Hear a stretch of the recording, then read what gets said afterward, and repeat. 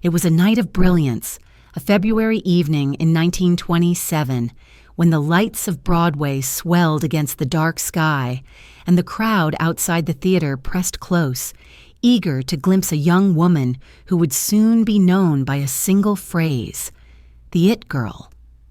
Clara Bow stood there in a dress of shimmering light fabric, the street lamps casting a halo across her fiery hair, her eyes bright with a mixture of terror and wonder, as though she herself could not quite believe that the world had paused to look only at her. The sound of laughter and music drifted into the night air, the faint smell of perfume mingling with smoke, and in that moment a legend was sealed. Welcome, dear listener, wherever you may be. Some of you are in distant cities, others in small towns, perhaps resting in quiet rooms where the hum of night carries gently through the walls. I invite you to share in the comments when and where you are listening, for in this way we weave a network of memory across time and place. If you wish to support this channel and help these timeless stories continue, please remember to press subscribe before you allow yourself to drift deeper into this tale. The life of Clara Bow is a story told in flashes of light and in long shadows. It is the story of a young girl who rose from the broken streets of Brooklyn, carrying hunger in her bones and fire in her spirit, and who became, for a brief and dazzling span, the embodiment of an age. But as with so many who shine too brightly, the cost was heavy. Clara's years were marked not only by applause, but also by whispers, not only by triumph, but also by tragedy. What was it that the world saw in her, and what was it that they destroyed? These are questions we may ponder, though answers slip from our grasp like smoke. Let us begin at the beginning, where light first meets shadow, in a small, crowded dwelling where the seeds of both joy and sorrow were planted. The first breath of Clara Gordon Bow came on a July day in 1905 in Brooklyn, New York, when the summer air was heavy and the streets buzzed with heat. She was born not into comfort, but into hardship, in a home where the walls were thin and the air carried more worry than laughter. Her mother, Sarah, was a woman haunted by her own fragile mind, while her father, Robert, carried more dreams than deeds. Clara, their only surviving child, entered a world where poverty was not an accident, but a constant condition, pressing upon the family with the weight of inevitability. The Bow family lived in a place where the scent of coal smoke and boiled cabbage lingered in the hallways, where neighbors quarreled in voices loud enough to pierce through the thin plaster. Nights were not silent, but filled with the clatter of carts in the street, the crying of infants, the shouts of men returning from drink. In such surroundings, young Clara grew quickly familiar with hunger, both of the body and of the soul. She often recalled that her childhood was a lonely one, marked not by play or schooling, but by the need to survive each day as it came. Her mother's illness cast a deep shadow over the household. Sarah Bow suffered from what was then called fits of nervous weakness, though in truth her mind had been long troubled. She swung between moments of tenderness and moments of frightening withdrawal, her moods shifting as swiftly as the wind. For a child, such unpredictability could not help but leave marks, and Clara learned early that love could be as unstable as the ground beneath her feet. Her father, meanwhile, drifted between work and idleness, a man who often promised but seldom delivered. Some said he was charming, others said he was unreliable, and perhaps both were true. In this environment, Clara developed a resilience born of necessity. She became quick, alert, watchful, her eyes always seeking what might be coming next. Yet she was also filled with a hunger for something more, a spark that refused to be dimmed by the soot and sorrow of her surroundings. Perhaps it was this spark that drew her often to the Nickelodeons, those small storefront theaters where silent films flickered across makeshift screens. For a penny, she could enter another world where women wore gowns that shimmered, where men leapt across moving trains, where lives were lived in grand gestures instead of weary survival. The light of the projector was a kind of salvation, washing over her face and filling her with dreams she could not yet name. She studied the women on the screen, their movements, their glances, the way they seemed to hold entire stories in the tilt of a head or the curve of a smile. It was there, in those darkened rooms filled with strangers, that the idea of escape first began to take form in Clara's imagination. Yet at the time, she was only a child, with little to suggest that such a future might be possible. Her days outside the theater were far less luminous. School was a place of difficulty, where her thick Brooklyn accent marked her as different, and where poverty made her an object of ridicule. She wore the same clothes too often, sometimes torn, sometimes patched, and children, unkind in the way children can be, mocked her mercilessly. She grew accustomed to shame, yet also learned to shield herself with quick humor, with the sharpness of a retort that could cut more swiftly than silence. One wonders if, in those moments, the foundation of her later screen persona was being laid, the mixture of vulnerability and boldness, of softness cloaked in defiance. There were darker nights as well. Her mother's illness deepened, and there were times when Sarah slipped into states of despair so heavy that she sought to harm herself, and even Clara. On one chilling occasion, when Clara was still a young girl, her mother is said to have tried to smother her in the night. Clara survived, but the memory of that terror never left her. How does a child carry such knowledge that the very hands which once cradled could also threaten? In later years, Clara rarely spoke of it, but the shadow remained. Amidst all this, there was her father, Robert, who Clara adored despite his failings. He was often absent, chasing after work that never lasted, yet when he returned, he carried with him a charm that could disarm the hardest anger. Clara longed for his attention, longed for the safety he never quite provided. In her later relationships, perhaps echoes of this yearning would resurface, the desire for protection tangled with the fear of abandonment. The world outside the Bow household was changing swiftly. The 20th century was unfolding with new machines, new fashions, and new sounds. Yet for Clara, the horizon remained narrow, the tenements hemming her in, the future offering little beyond repetition of the same struggles. Still, within her burned that hunger, the refusal to accept what was given. It is a mystery, is it not? How some souls rise despite the weight of circumstance, what inner compass directs them toward light even when surrounded by darkness. In these early years, the seeds of both her glory and her tragedy were planted. The poverty that taught her resilience also instilled a deep insecurity, a fear of being unloved, unwanted, unseen. The theater that offered her escape also planted in her the dangerous allure of fame, of validation from strangers. And the love she felt for her parents, complicated though it was, shaped her understanding of devotion and betrayal. The nights in Brooklyn were long, the streets echoing with the rattle of carriages and the occasional cry from a window.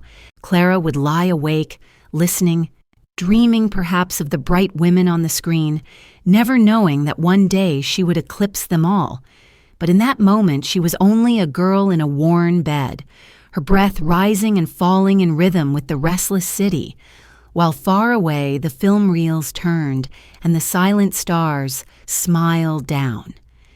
The sound of the projector, faint in the distance, grows louder now, a steady flicker carrying us into the next part of her journey, where a contest, a simple magazine competition, would alter the course of her life forever.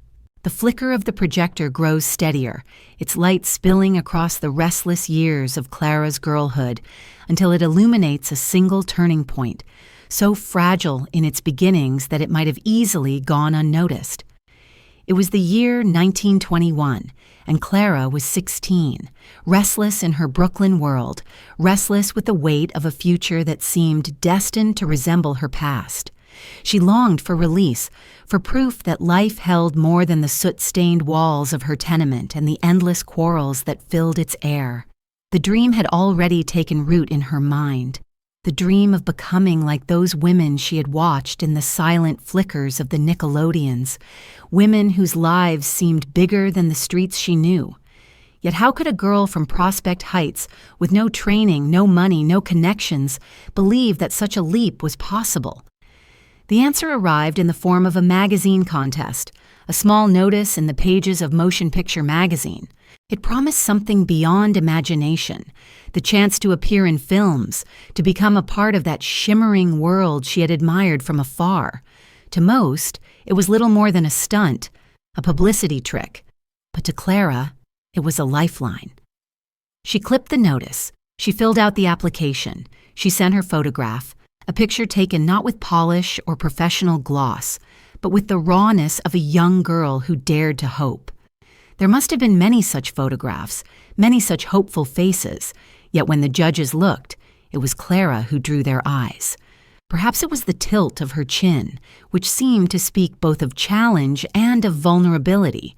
Perhaps it was the directness of her gaze, which carried none of the practiced coyness of other young women, but instead shone with an almost disarming honesty.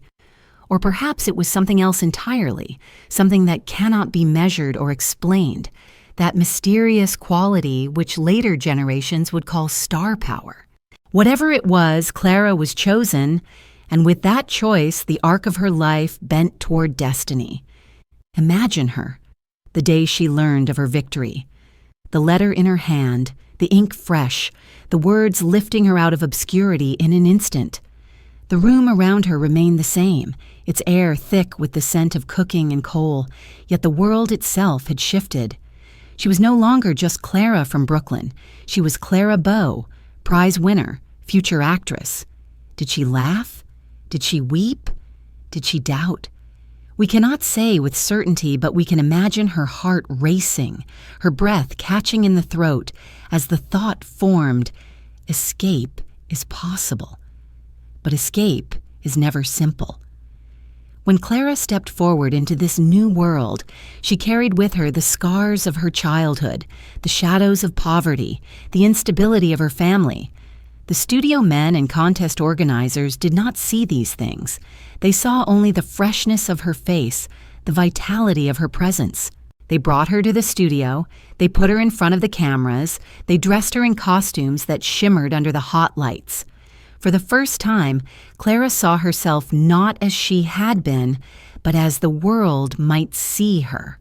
Larger, brighter, almost unrecognizable. Yet those early days were not triumph alone. The industry was unforgiving to newcomers, especially girls from working-class neighborhoods. Directors mocked her accent, sharp and unmistakably Brooklyn, unfit, they said, for the romantic heroines of silent cinema. Fellow actresses, polished and practiced, sneered at her lack of training. She stumbled, she blushed, she made mistakes that drew laughter rather than praise. And yet she did not retreat.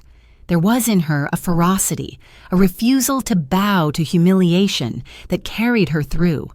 Each failure became a kind of lesson, each wound a source of strength. One of her earliest screen appearances was in a film called Beyond the Rainbow in 1922, though her scenes would later be cut. Still, she had entered the world of moving pictures.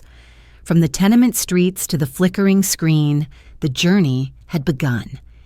Even as she returned home at night, weary from long hours, her mind must have swirled with the realization that she was no longer entirely bound to the narrow streets of Brooklyn.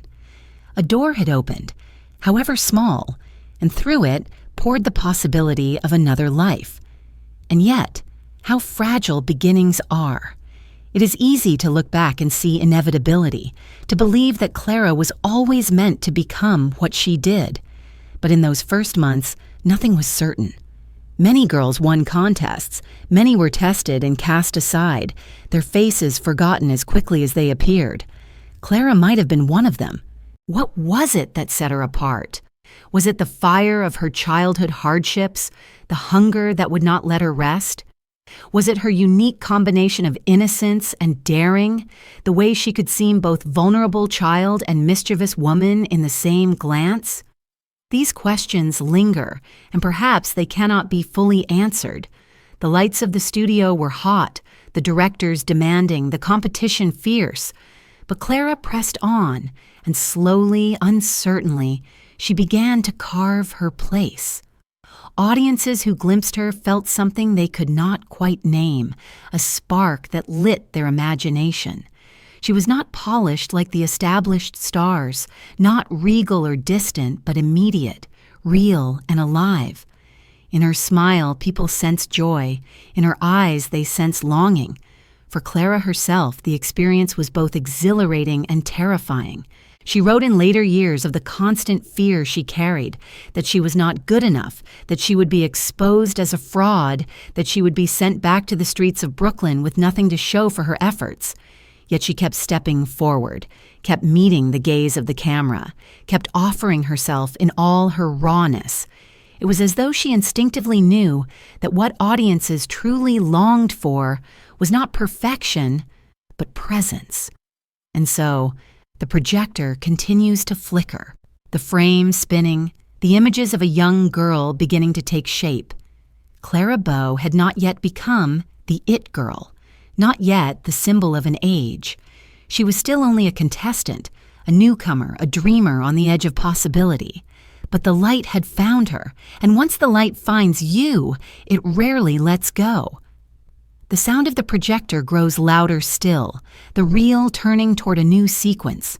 The laughter of strangers in the studio corridors lingers in the air, fading into the clamor of sets and stagehands.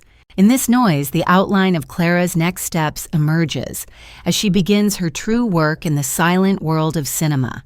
The noise of the studio corridors, the hammering of hammers on sets, the barked orders of directors, and the scurry of assistants, all of it folds into the story as though it were the natural extension of the laughter that faded only moments before.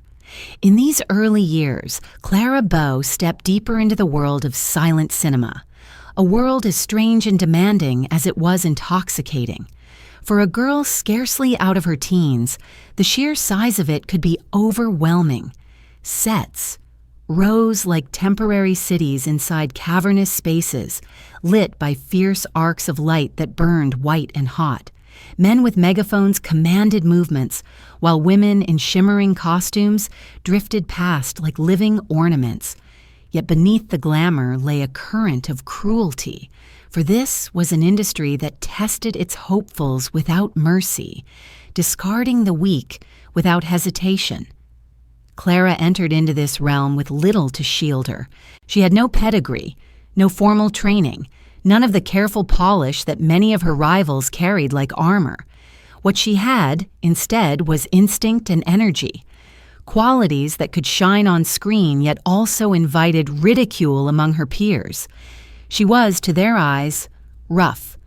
Her thick Brooklyn accent clung to her even when she tried to soften it. Though the silent screen required no spoken words, the way she carried herself, the rhythm of her movements, even the subtle tilt of her head seemed marked by the cadence of her birthplace. For this, she was mocked. Stage-trained actresses with crisp diction and poised manners found her laughable, a girl playing at something she could never master. But the camera did not laugh. The camera, cold and impartial, recorded what it saw, and in Clara, it saw something alive. Directors noticed, grudgingly at first, that when the lens focused on her, she did not stiffen, did not recite rehearsed gestures.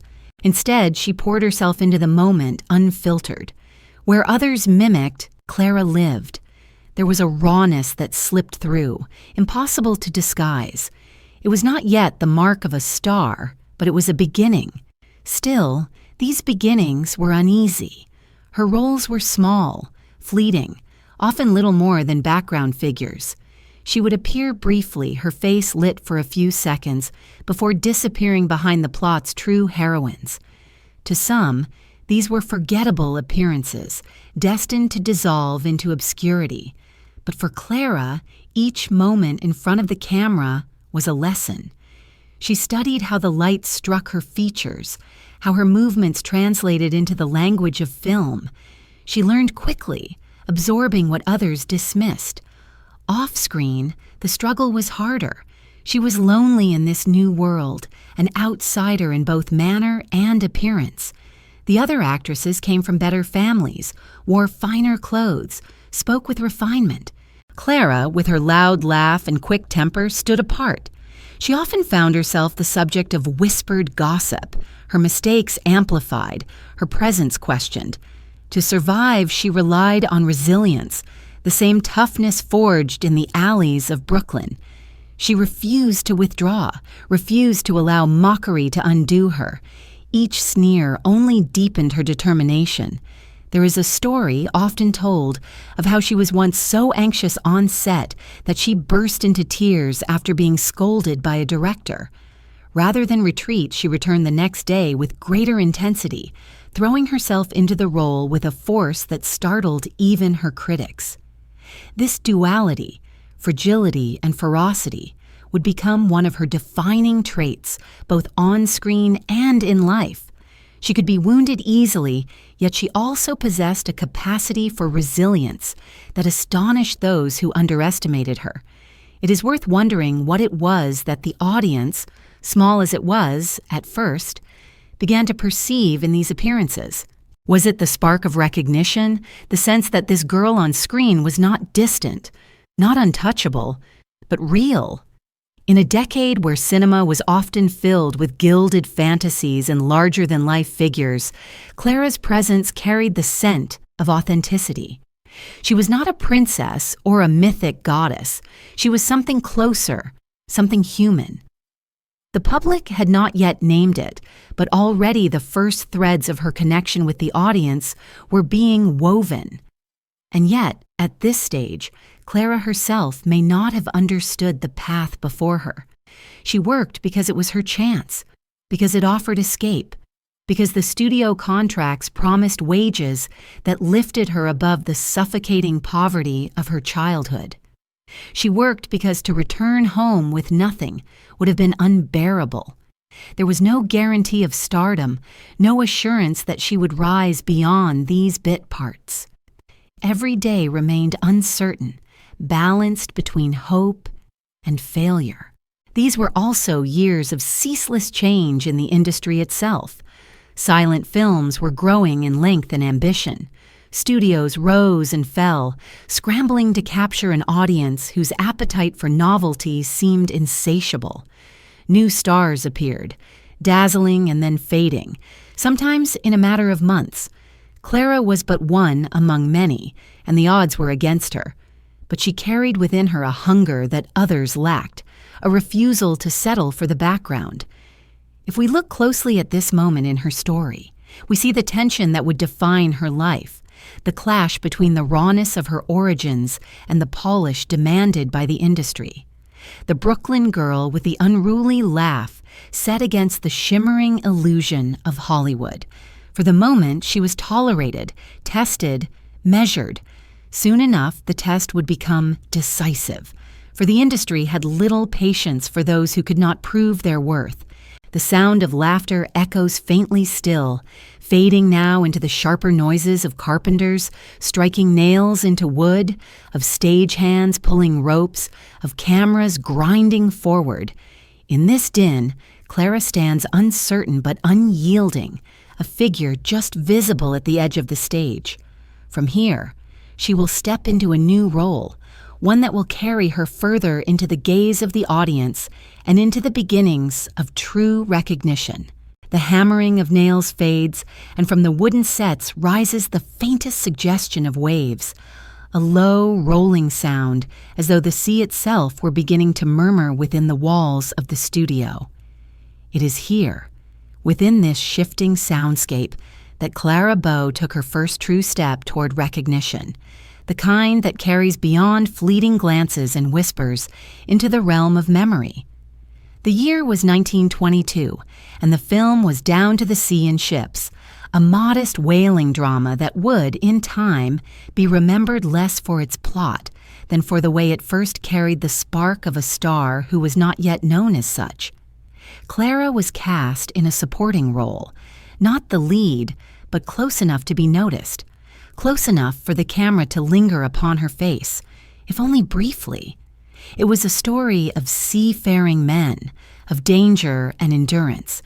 But in the midst of that rugged world there was Clara, her presence as alive as the salt spray that seemed to leap from the screen. She was still raw, still learning, yet there was something about her movements, the immediacy with which she filled the frame, that set her apart. The sea itself seemed to echo her spirit, restless, untamed, full of force beneath a glittering surface.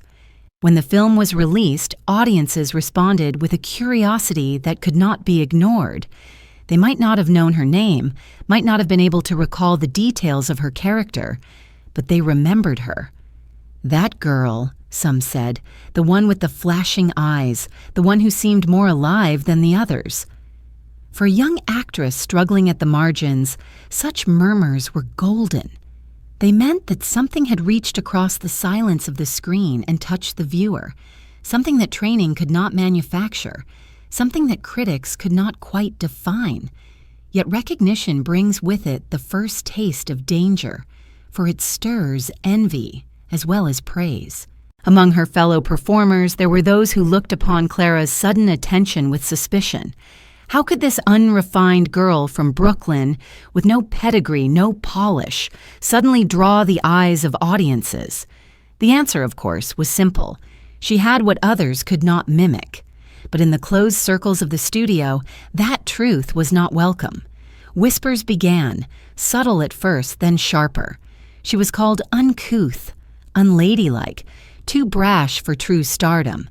And yet, the public did not listen to such whispers. They returned to the theaters, they asked her name, and slowly her face began to be recognized. Clara herself felt the pull of this new attention with a mixture of wonder and unease. On the one hand, it was the fulfillment of her dream, proof that the world had room for her beyond the streets of Brooklyn. On the other, it was a reminder of how precarious her position remained. One film could lift her, another could erase her.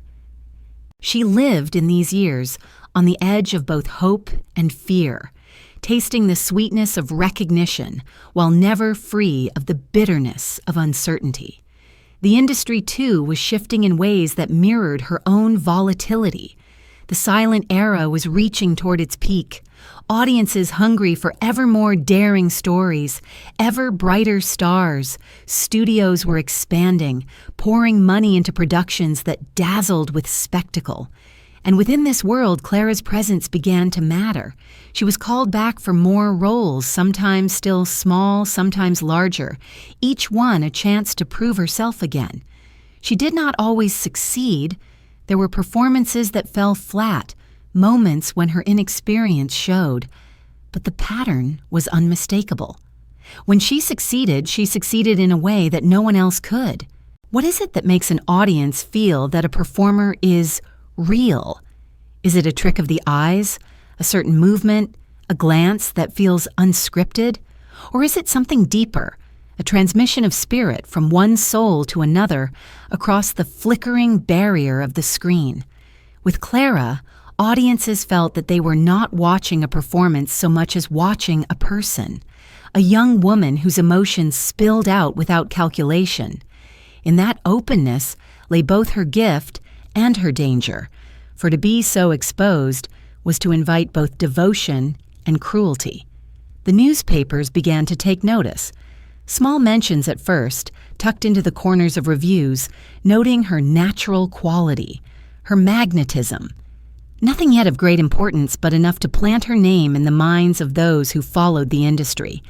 She was, in their words, a newcomer to watch. And in the audience, a connection was beginning to form, fragile still, but destined to grow into something far greater. For Clara, these were exhilarating days, filled with the rush of opportunity, but also the fatigue of endless labor. She worked tirelessly. Her energy poured into each role, no matter how minor. She had known hunger too long to squander a chance, had lived with uncertainty too long to take anything for granted. She pushed herself, often beyond the point of exhaustion, as though she feared that if she stopped, even for a moment, it would all vanish. And perhaps she was right to fear, for Hollywood was a place where stars rose and fell with frightening speed. A girl who glittered today could be forgotten tomorrow. Clara sensed this instability keenly, and it haunted her even as she ascended.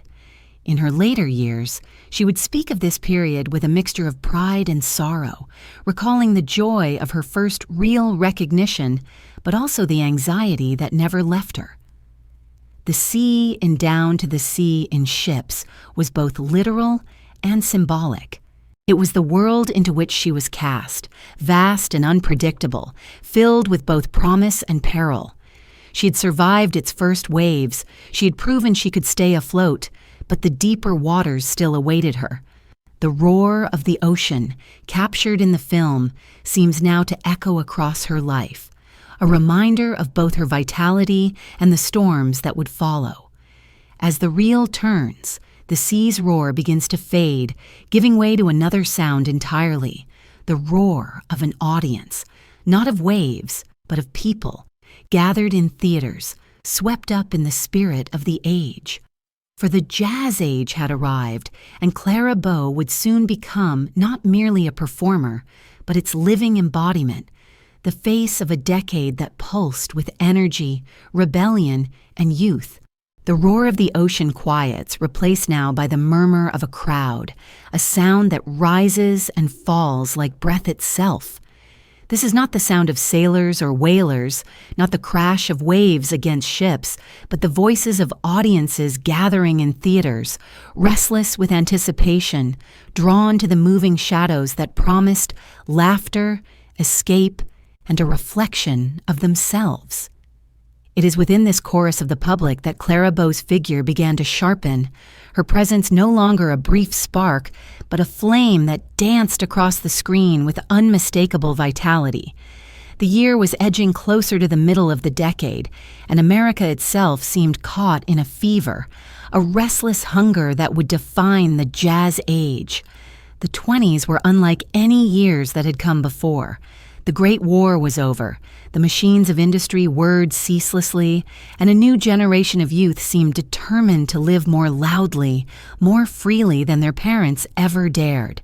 They danced to jazz music in smoky clubs, they wore shorter skirts, they drove cars at reckless speeds. There was in the air a spirit of rebellion, a refusal to be bound by old rules, and Clara Bow embodied that spirit as though it had been written into her very being. On screen, she was not the distant, elegant figure of earlier stars, but something raw and immediate. She laughed openly, her body alive with motion, her eyes flashing with mischief. Audiences recognized themselves in her. They saw in her movements the freedom they longed to claim. She did not play at being the perfect lady, nor did she uphold the stiff dignity of the Victorian heroines who had once ruled the screen. Instead, she was youthful energy itself, irreverent and bold. Her smile suggested joy but also daring, as though she knew secrets that others could only guess. It was this quality, this uncontainable vitality, that made her the darling of a decade that wanted nothing more than to shed the heaviness of the past. Her roles grew larger, her face appearing more prominently in posters that adorned theater walls. The names of her films mattered less than the knowledge that Clara Bow was in them. She became not simply an actress, but a symbol, a shorthand for modern youth. The press began to call her the flapper of the screen, a label she wore naturally, though she herself often insisted she was simply being who she was. Yet in the eyes of the public, she was more than herself. She was the embodiment of an age, and the burden of that title was both thrilling and dangerous. Clara's performances during these years carried an intensity that seemed to leap beyond the confines of the silent screen. In comedies, she tumbled and laughed, her movements bursting with spontaneity. In dramas, her face conveyed emotions so immediate that audiences felt them as their own. There was little calculation in her art, no studied gestures learned from acting schools. Instead, there was instinct, raw and unfiltered. Critics sometimes derided this as mere naturalism, a lack of discipline, but the audiences knew better. What she lacked in polish, she more than compensated for in truth. And truth, in the 1920s, was what people hungered for. Beneath the sparkle of the jazz age, beneath the parties and the reckless abandon, there lingered a collective awareness of how fragile it all was. The memory of war had not yet faded. The fragility of prosperity whispered at the edges of every celebration. Perhaps this is why Clara resonated so deeply. She was not an illusion of perfection, but a mirror of life's messy vitality. She could be clumsy, she could be brazen, she could be vulnerable. And in all this, she was real. The studios, recognizing her growing power, began to mold her image more carefully. They dressed her in fashions that emphasized her youth. They posed her in photographs that suggested daring without naming it outright. Yet no matter how they shaped her, the essence of Clara could not be entirely controlled. She slipped past the boundaries they tried to draw, her spirit too wild for easy containment. In interviews, she spoke with disarming honesty, her Brooklyn accent unsoftened, her words sometimes shocking in their directness. The public loved her all the more for it. But such love is always double-edged. For every admirer who saw in Clara a symbol of liberation, there was another who condemned her as reckless, immoral, a dangerous influence on the young. Moralists decried the flapper culture she seemed to embody, blaming her and others like her for the erosion of traditional values. Newspapers printed both praise and scandal, feeding a cycle that would soon become all too familiar. Clara herself, young and still uncertain of her place, could not escape the sting of these criticisms. They burrowed into her, even as applause echoed around her. Her life off-screen during these years was as restless as her roles on-screen. She moved through friendships and romances with the same intensity she brought to her work, each connection bright but fleeting. She longed for love, for stability, yet often found herself entangled in stories that the press twisted into scandal. To the public, she was not only the flapper of the screen, but the flapper in life, a girl who danced, laughed, and lived without restraint. The truth was more complex, but complexity rarely fits into headlines. Still, in this moment, the balance tilted toward joy. Clara was rising, the applause growing louder, the crowds outside theaters pressing closer. The studios began to rely on her as a sure draw, their confidence in her box office power increasing with each film. She was no longer the uncertain newcomer mocked for her accent. She was Clara Bow, a name that meant youth, energy, rebellion. One might ask, in such moments of ascent, whether she knew the cost that awaited her. Could she sense that fame, once ignited, burns until it consumes not only the image but the person beneath? Or was she too caught in the exhilaration of the moment, too young to imagine that the applause would ever fade? We cannot know. What we can see is the brilliance of her presence, the way she seemed to capture the very heartbeat of a decade. The sound of jazz, faint at first, grows louder now. The brassy notes of a horn, the syncopated rhythm of drums, the music that carried the youth of the 20s into nights of dancing and abandon.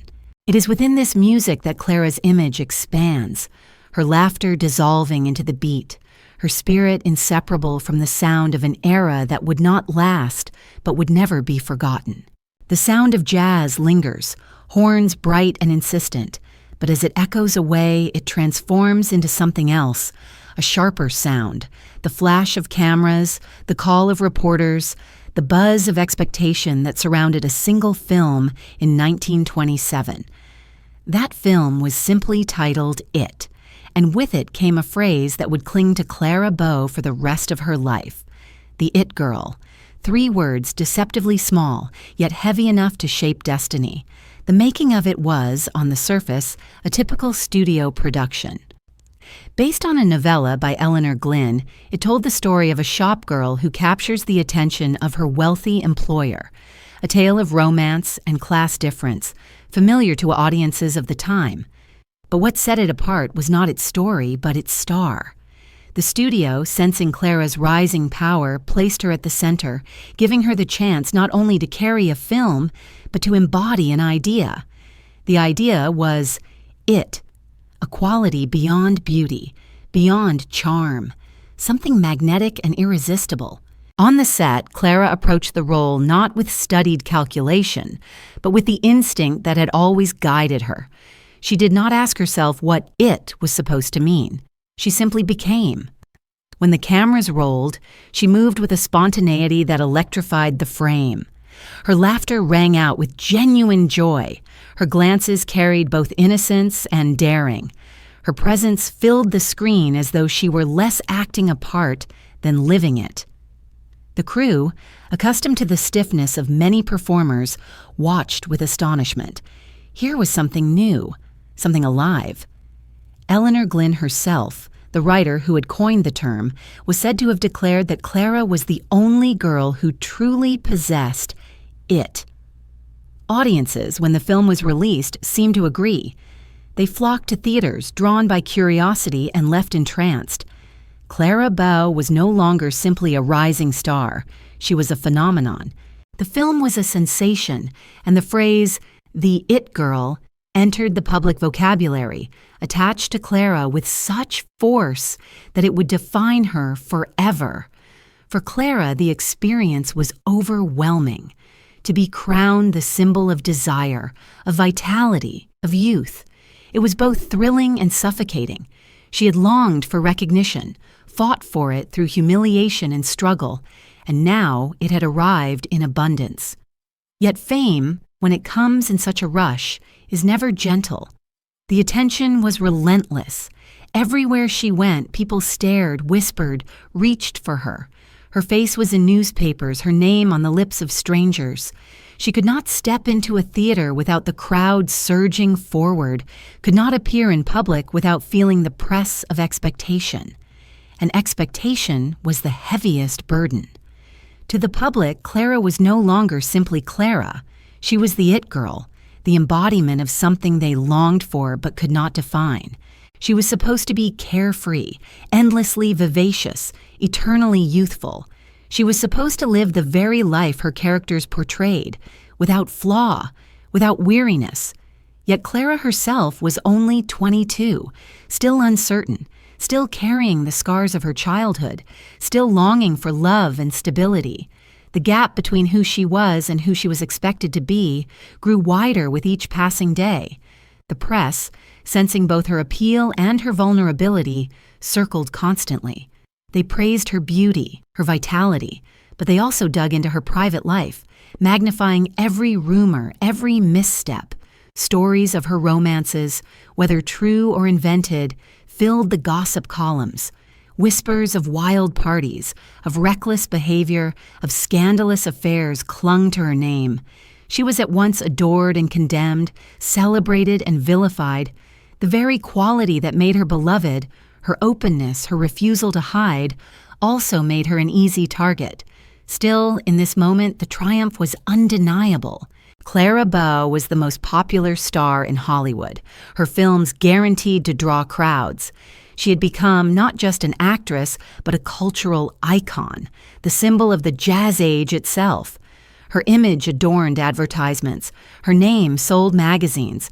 Her influence stretched far beyond the screen. Young women imitated her hairstyles, her fashion, her daring. Young men dreamed of her with a mixture of longing and awe. She was everywhere, her presence woven into the very fabric of the decade. And yet, even as she glittered, there was a shadow. Fame, once ignited, consumes quickly. The more she was celebrated, the more she was scrutinized. Every smile was dissected, every friendship questioned, every choice judged. Clara, who had once felt freedom in her performances, now began to feel the weight of being watched at all times. Her laughter remained bright on screen, but off screen it carried a trace of weariness, a note of fragility. What is it then, this it that Eleanor Glynn named and Clara embodied? Is it simply sex appeal, as some claimed? Or is it something deeper, the ability to project life itself, to remind others of the vitality they feel within but cannot always express? Perhaps it is both, and perhaps it is neither. Clara herself often said she did not know what it was, and perhaps that is the truth. The mystery was part of the magic, and magic, once explained, dissolves. The premiere of it was a night of brilliance. Theaters filled with eager crowds, the lights shone bright against the dark sky, and Clara stood at the center, radiant and trembling. She had dreamed of this moment, longed for it with every fiber, and now it was here. Yet as she looked out at the sea of faces, did she feel joy alone, or did she sense the shadow that accompanied the light? Did she wonder how long such adoration could last, how much of herself it would consume? The film ended, the applause thundered, and Clara Bow was forever changed. She was no longer the girl from Brooklyn, no longer the newcomer mocked for her accent. She was the it girl, the face of a generation. Her triumph was complete, and yet within it lay the seeds of sorrow, for to be raised so high is to invite the fall. The sound of applause fills the air now, echoing beyond the theater walls, carried on the night breeze. But as it lingers, another sound intrudes, softer yet more insistent. The rustle of newspapers, the whisper of headlines, the murmur of gossip.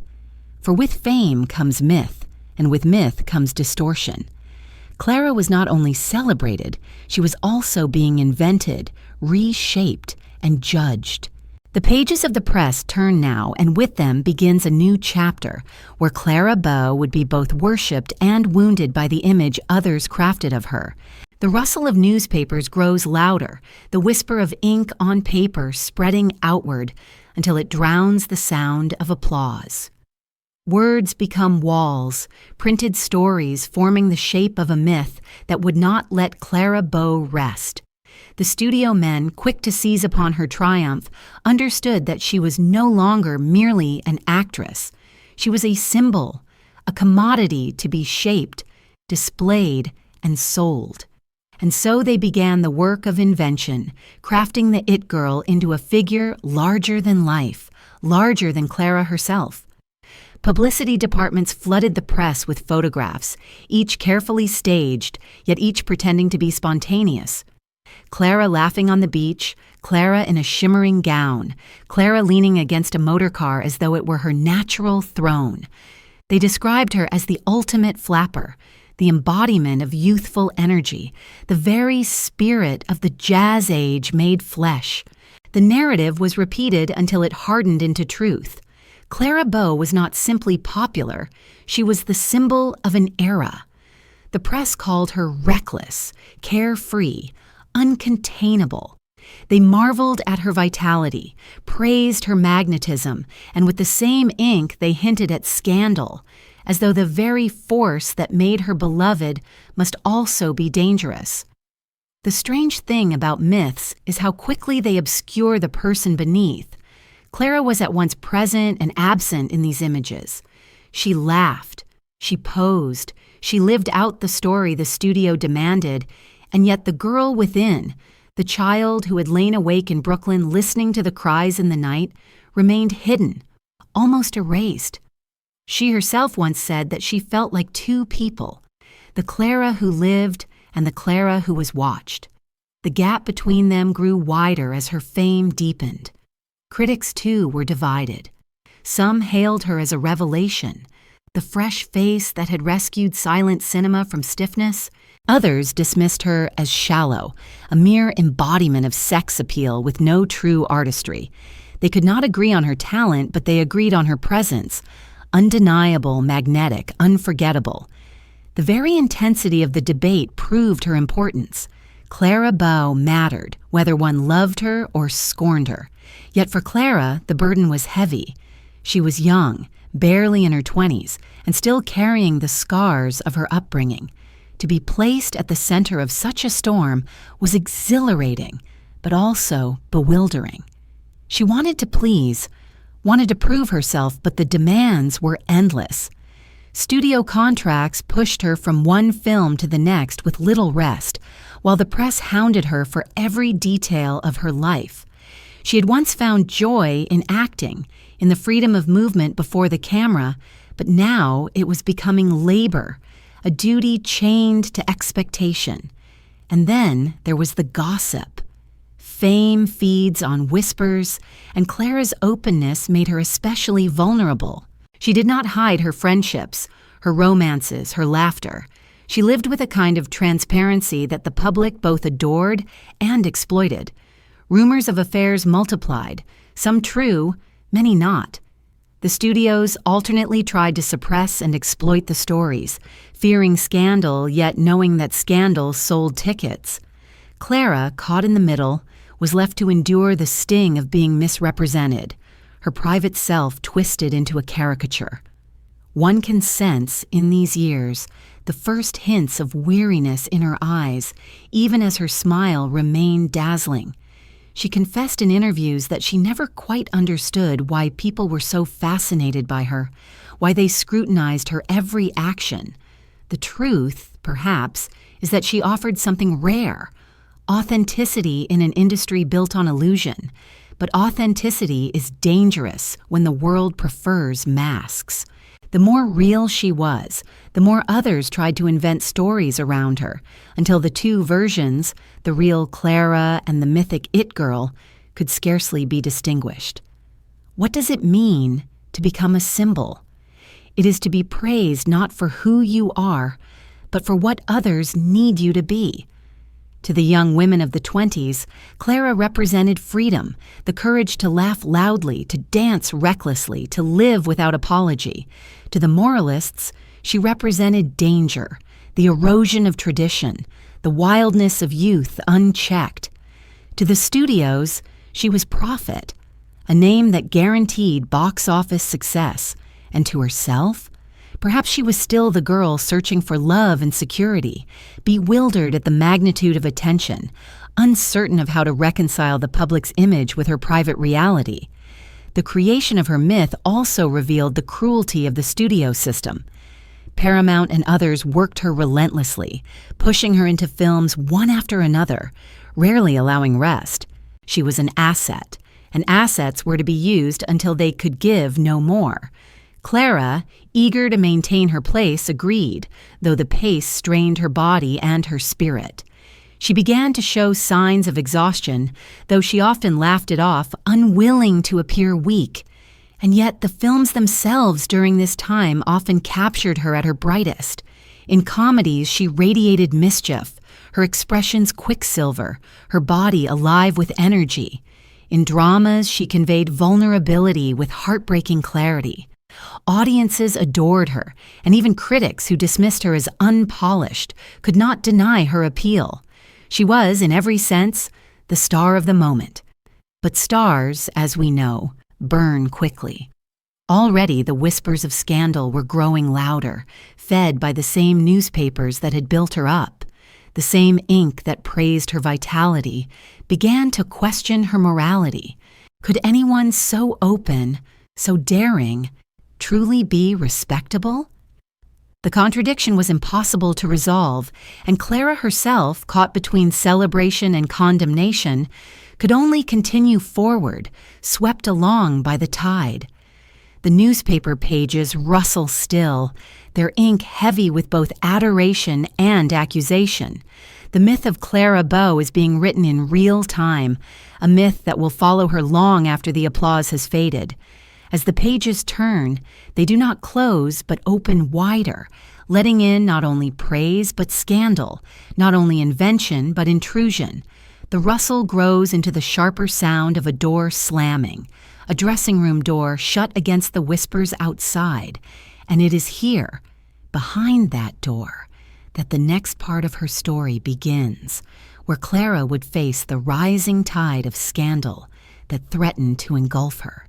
The sound of that dressing room door slamming lingers, a hollow thud that seems to echo beyond the studio walls, carrying with it the weight of frustration and the ache of isolation.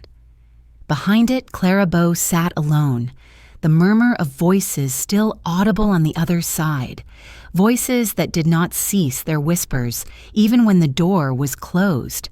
For fame, once gained, is never silent. And for Clara, the whispers became the constant background music of her life. Scandal, rumor, innuendo, all of it clung to her with the same insistence as the applause that had first lifted her. Some of these stories were born of truth, distorted in the retelling. Clara was known to live with a rare openness, her laughter unguarded, her affections quick and genuine. She did not hide her friendships, nor did she cloak her romances in the discretion expected of young women in her position.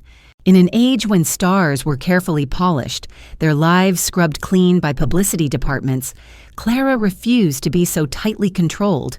She was herself, and the world both loved and punished her for it.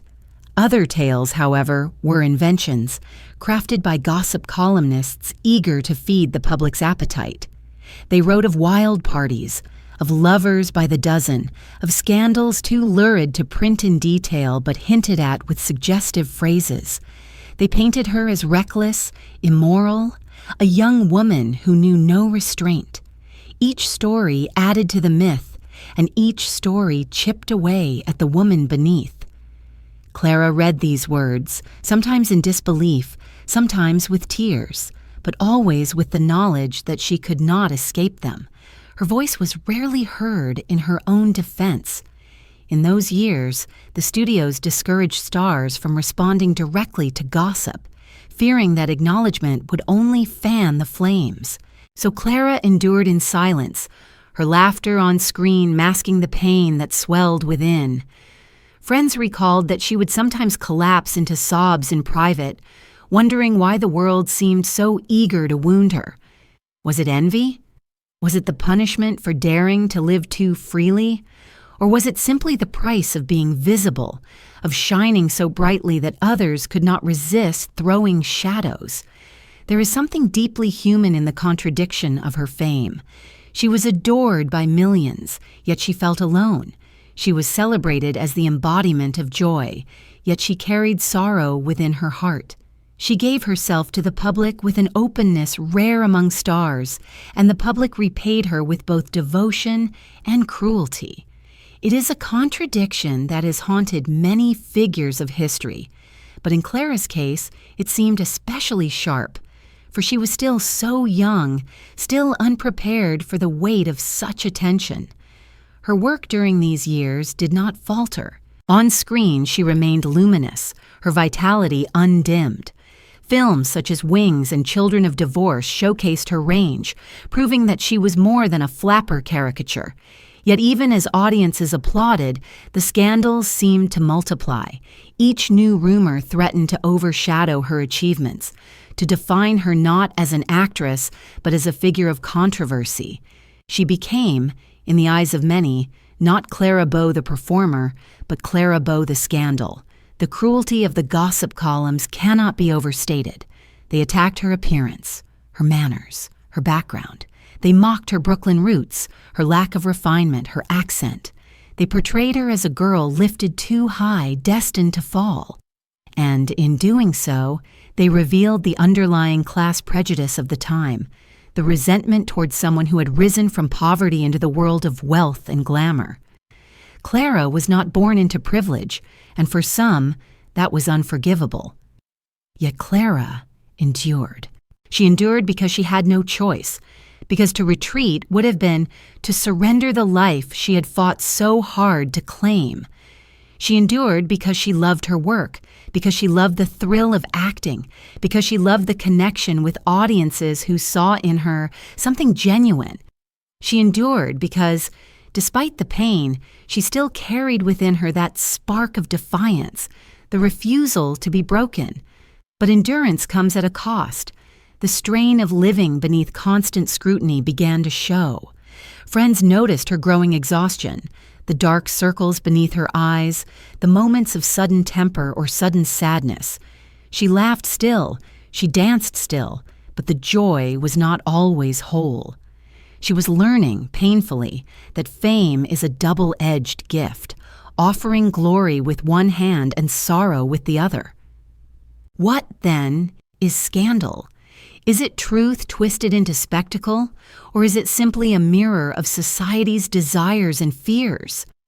Clara Bow became the repository of the public's fantasies, their judgments, their longing for both freedom and control. They wanted her to be wild, and then they punished her for being so.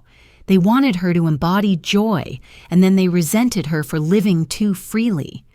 In the end, the scandal was less about Clara herself than about what she represented, the unsettling possibility that a woman might live without apology. The door of the dressing room remains closed in our memory, but the sound of the whispers does not cease. They grow louder, more insistent, until they merge with another sound, the sharp clatter of a typewriter, striking out contracts, schedules, demands. For beyond scandal lay another force pressing upon Clara's life, the unyielding power of the studios, who saw her not as a person, but as a product, to be shaped and controlled. The door opens now, not into freedom, but into the harsh light of the studio system, where Clara Bow would find herself clashing with the very machine that had lifted her. The clatter of the typewriter keys grows sharper, louder, as though each strike is hammering not only paper, but flesh. Contracts, schedules, memos, demands. These were the rhythms that filled Clara Bow's life as the 20s neared their end. She was bound to Paramount Pictures, the great studio that had discovered her value, and like all who served the machine, she was expected to give without rest. One film flowed into another, and when one was done, another waited. There was little time for breath, less still for recovery. The girl who had once found freedom before the camera now found herself chained by it. Paramount knew her worth. Her films guaranteed box office success. Her name drew audiences without fail. She was the studio's brightest jewel, and jewels were not meant to be left in darkness. Yet in their eagerness to profit, they overlooked the cost to the jewel itself. Clara worked endlessly, often appearing in 4 or 5 films a year, her energy drained, her health strained. The studio gave little thought to her exhaustion. To them, she was an asset, and assets were meant to yield. Clara, never one to hide her feelings, grew restless under this relentless pressure. She resented the way the studio dictated her life, from the roles she played to the clothes she wore to the very image she was forced to maintain in public. She was told when to smile, when to speak, when to remain silent. For a young woman who had built her career on authenticity, this control was suffocating. She laughed still, danced still, but inside her frustration burned. She wanted to act, yes, but she wanted to be herself while doing so. The studio wanted something else. The it girl, packaged and polished, forever young, forever joyful. The clash was inevitable. Clara resisted, sometimes openly, sometimes in subtler ways. She arrived late to sets, not out of carelessness, but as a form of rebellion. She quarreled with directors, arguing for her vision of a role. She refused to adopt the decorum expected of stars, choosing instead to speak with the same honesty that had always defined her. The executives frowned, the gossip columns feasted, and Clara herself endured the consequences. Each act of defiance deepened her reputation as difficult, even as it also revealed her unwillingness to surrender her humanity to the machine. At the heart of this conflict was a paradox. The very qualities that made Clara beloved were the ones the studio sought to suppress. Audiences loved her vitality, her authenticity, her refusal to conform. The studio, however, wanted to mold her into a more manageable figure, smoother, quieter, less volatile. They did not understand that to remove Clara's roughness was to remove her soul. Yet they tried, again and again, to bend her to their design, and in doing so, they broke something fragile within her. The stress of these years grew heavier with each passing season. Clara worked herself to exhaustion, often collapsing into bed after long days of filming, only to rise again for another. She suffered breakdowns, moments of despair when the pressure became too much to bear. Yet the studio, rather than easing her burden, pressed harder. They sent her to doctors, not for healing but for prescriptions that would keep her going. They patched her up and pushed her forward, demanding more, always more. And still, on screen, she dazzled. Audiences rarely glimpsed the toll behind the performance. They saw only the sparkle, the laughter, the energy that seemed endless. They could not know that each smile cost her, that each scene drained her, that behind the camera she sometimes wept from sheer fatigue. The paradox deepened. The more she gave, the more was demanded, until giving itself became a kind of destruction. There were also battles beyond exhaustion. Clara, fiercely protective of her independence, resisted the studio's attempts to control her personal life. They wanted her romances discreet, her friendships respectable, her image carefully maintained. Clara, true to herself, refused. She lived as she chose, openly, even recklessly, and in doing so, she clashed not only with Paramount, but with the rigid moral codes of the industry. In an era when studios covered up scandals with ruthless efficiency, Clara's refusal to play by the rules made her a liability. The executives grumbled, the press pounced, and Clara found herself caught in a storm of judgment she could neither escape nor silence. One wonders, looking back, whether she might have survived longer in another time, another system. In a world less rigid, less hungry, perhaps her openness would have been celebrated without punishment, her independence respected rather than condemned. But in the Hollywood of the 1920s, stars were not meant to be free. They were property, their lives scripted as carefully as their films. Clara Bow, who had built her fame on authenticity, was a contradiction the system could not tolerate. The typewriter clatters still, its keys hammering out contracts and obligations, indifferent to the soul it binds. Clara, weary and restless, continues to smile on screen, continues to dazzle audiences who see only the glow and not the burn. Yet inside, the weight grows heavier, the toll more severe. She is fighting not only for her career, but for her very self, for the right to exist as more than a product. The sound of the typewriter fades now, replaced by another sound, the slow, steady dripping of water, as though rain has begun to fall in some unseen place. It drips not with urgency, but with weariness, each drop a mark of sorrow. For beyond the clash with the studio lay something even darker, the collapse of spirit that follows when the body and soul are pushed too far. Clara Bow, once the embodiment of joy, was beginning to break, her laughter shadowed by tears hidden from the world. The dripping of water grows heavier, drop after drop falling into some unseen basin until it forms a rhythm of sorrow, steady and unrelenting. It is the rhythm of exhaustion, of spirit worn thin, of a life driven to its breaking point. For Clara Bow, the years of relentless work and endless scandal had taken their toll, and the signs of collapse could no longer be hidden, not even behind the brightest of smiles. She had once laughed with abandon, filling the screen with vitality, but now the laughter carried an edge of weariness, a trace of despair known only to those who saw her away from the camera's eye. The studio had demanded everything, and she had given it, film after film, roll after roll. At first, the rush of activity had felt like triumph, proof that she was indispensable, proof that she had escaped the shadows of Brooklyn. But the body is not infinite, nor is the spirit. Clara began to stumble under the weight of her commitments. Long days of filming blurred into long nights of publicity appearances, and still the gossip columns pressed close, demanding a story, demanding a scandal. Sleep was restless, peace elusive.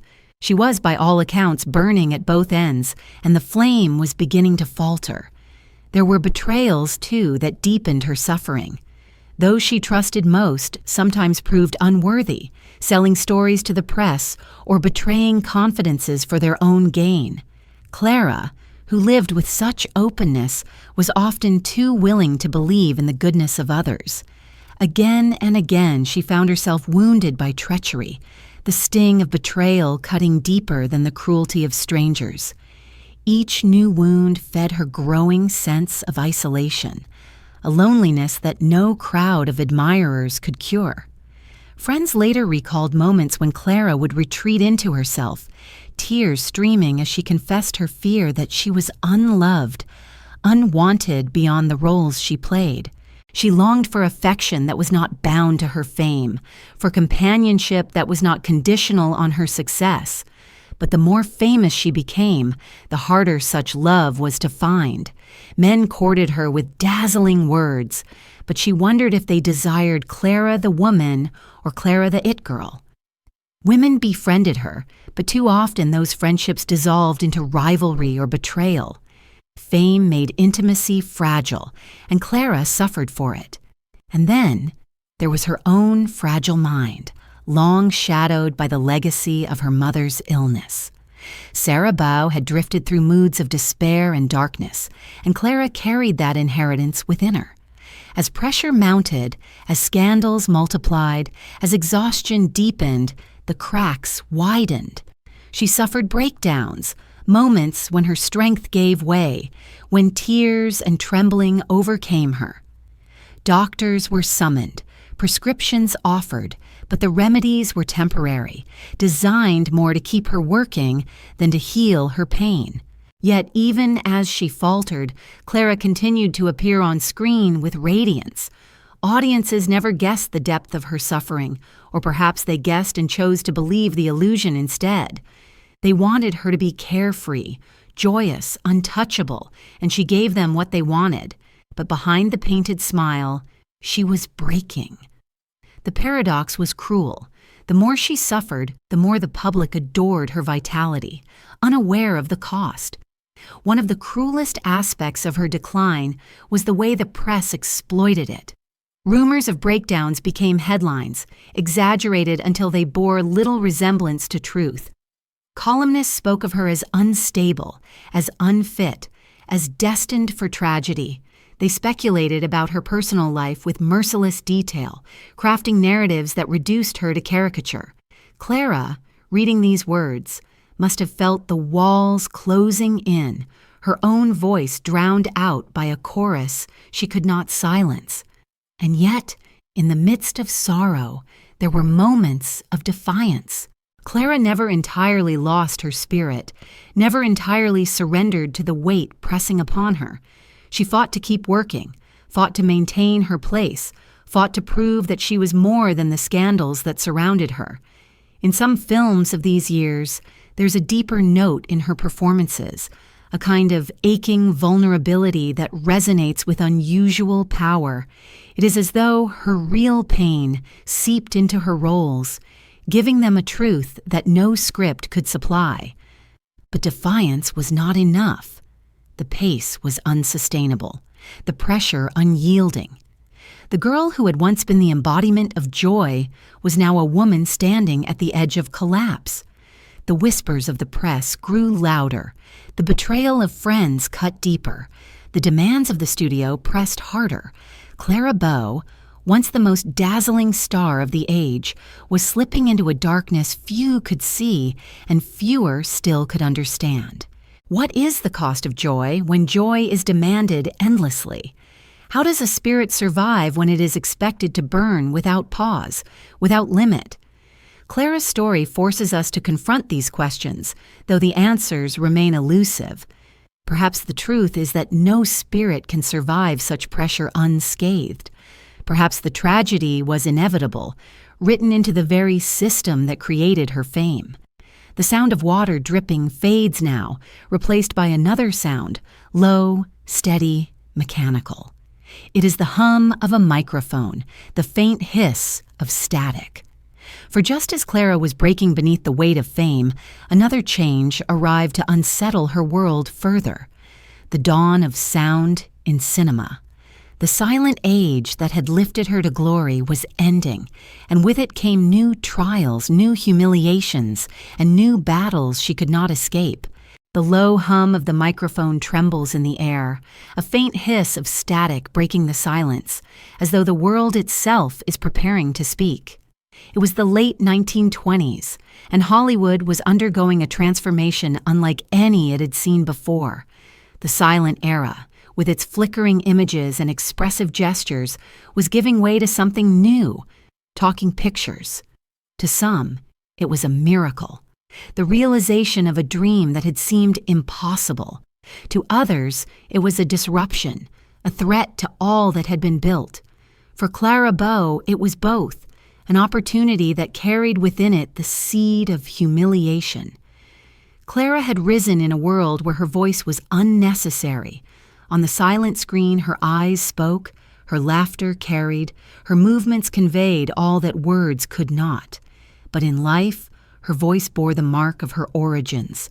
It was sharp, rough-edged, unpolished, unmistakably Brooklyn. For Clara, who had grown up mocked for her accent in school, the arrival of sound reopened old wounds. The studio men whispered their doubts. Would audiences so entranced by her vitality accept the voice that came with it? Would the It Girl sound as dazzling as she looked? The transition was cruelly public. Microphones were unforgiving, capturing every inflection, every rough consonant, every trace of her childhood streets. Where once she had been free to move and laugh with abandon, now she was forced to stand still, careful not to stray from the hidden microphone's narrow range. The spontaneity that had defined her became constrained, her energy stifled by the demands of sound technology still in its infancy. For an actress whose gift was instinct and freedom, the restrictions were suffocating, and the critics, always eager for weakness, seized their chance. They mocked her voice, her accent, her delivery. Too common, they said, too coarse for the refined heroines of talkies. The same critics who had once dismissed her vitality as unpolished now found fresh ammunition. For Clara, the ridicule cut deep. She had fought so hard to rise above her beginnings, only to be dragged back into them by the sound of her own voice. Yet Clara was not without resilience. She pressed forward, determined to adapt, determined not to be swept aside by the tide of change. She studied. She practiced. She threw herself into the work with the same energy that had carried her before. In some films, she succeeded, her voice blending with her presence in ways that audiences accepted. But the damage was done. The whispers of doubt had taken root, and Clara herself began to believe them. Each time she stepped before the microphone, she carried not only her role, but the weight of insecurity. Her career, though still strong, began to show cracks. The strain of gossip, the exhaustion of overwork, the ridicule of critics, and the demands of sound combined into a burden too great to bear. Clara's spirit, already fragile, began to fracture further. She suffered nervous collapses, periods when she could not face the camera, could not face the crowds. The studio, impatient, responded with frustration rather than compassion. To them, she was valuable only as long as she could perform, and when she faltered, they sought to replace her. And yet, audiences still adored her. Her films continued to draw crowds, her name still glittered on marquees, but within Clara, the joy was fading. What had once been freedom now felt like torment. She no longer trusted herself, no longer believed that her gifts were enough. Each performance became a trial, each premiere a test. She feared to fail. The It Girl, once so full of life, now carried the shadows of doubt with her everywhere. It is easy, looking back, to see cruelty in the way the industry treated her. She had given them everything, burned brightly for them, and when the winds of change shifted, they turned on her. But perhaps the greater cruelty was the way she turned on herself.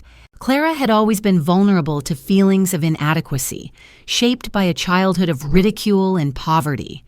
The coming of sound magnified those insecurities until they consumed her. The very qualities that had made her unique, the rawness of her accent, the vitality of her movements, were now used against her, and she could not help but internalize the judgment. Still, there were moments of brilliance. In films like The Wild Party, 1929, one of her first talkies, she demonstrated that her presence could survive the transition. The film was a success, her performance lively and compelling. Audiences laughed with her, thrilled with her, just as they always had. But Clara herself could not see the triumph.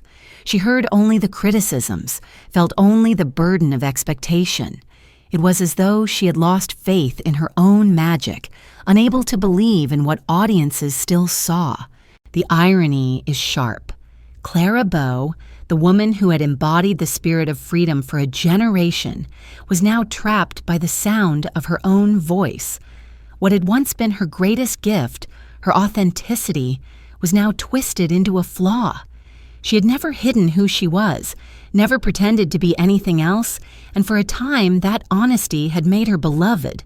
But in the new era of sound, honesty was no longer enough. The industry demanded polish, refinement, conformity, and Clara could not or would not give it.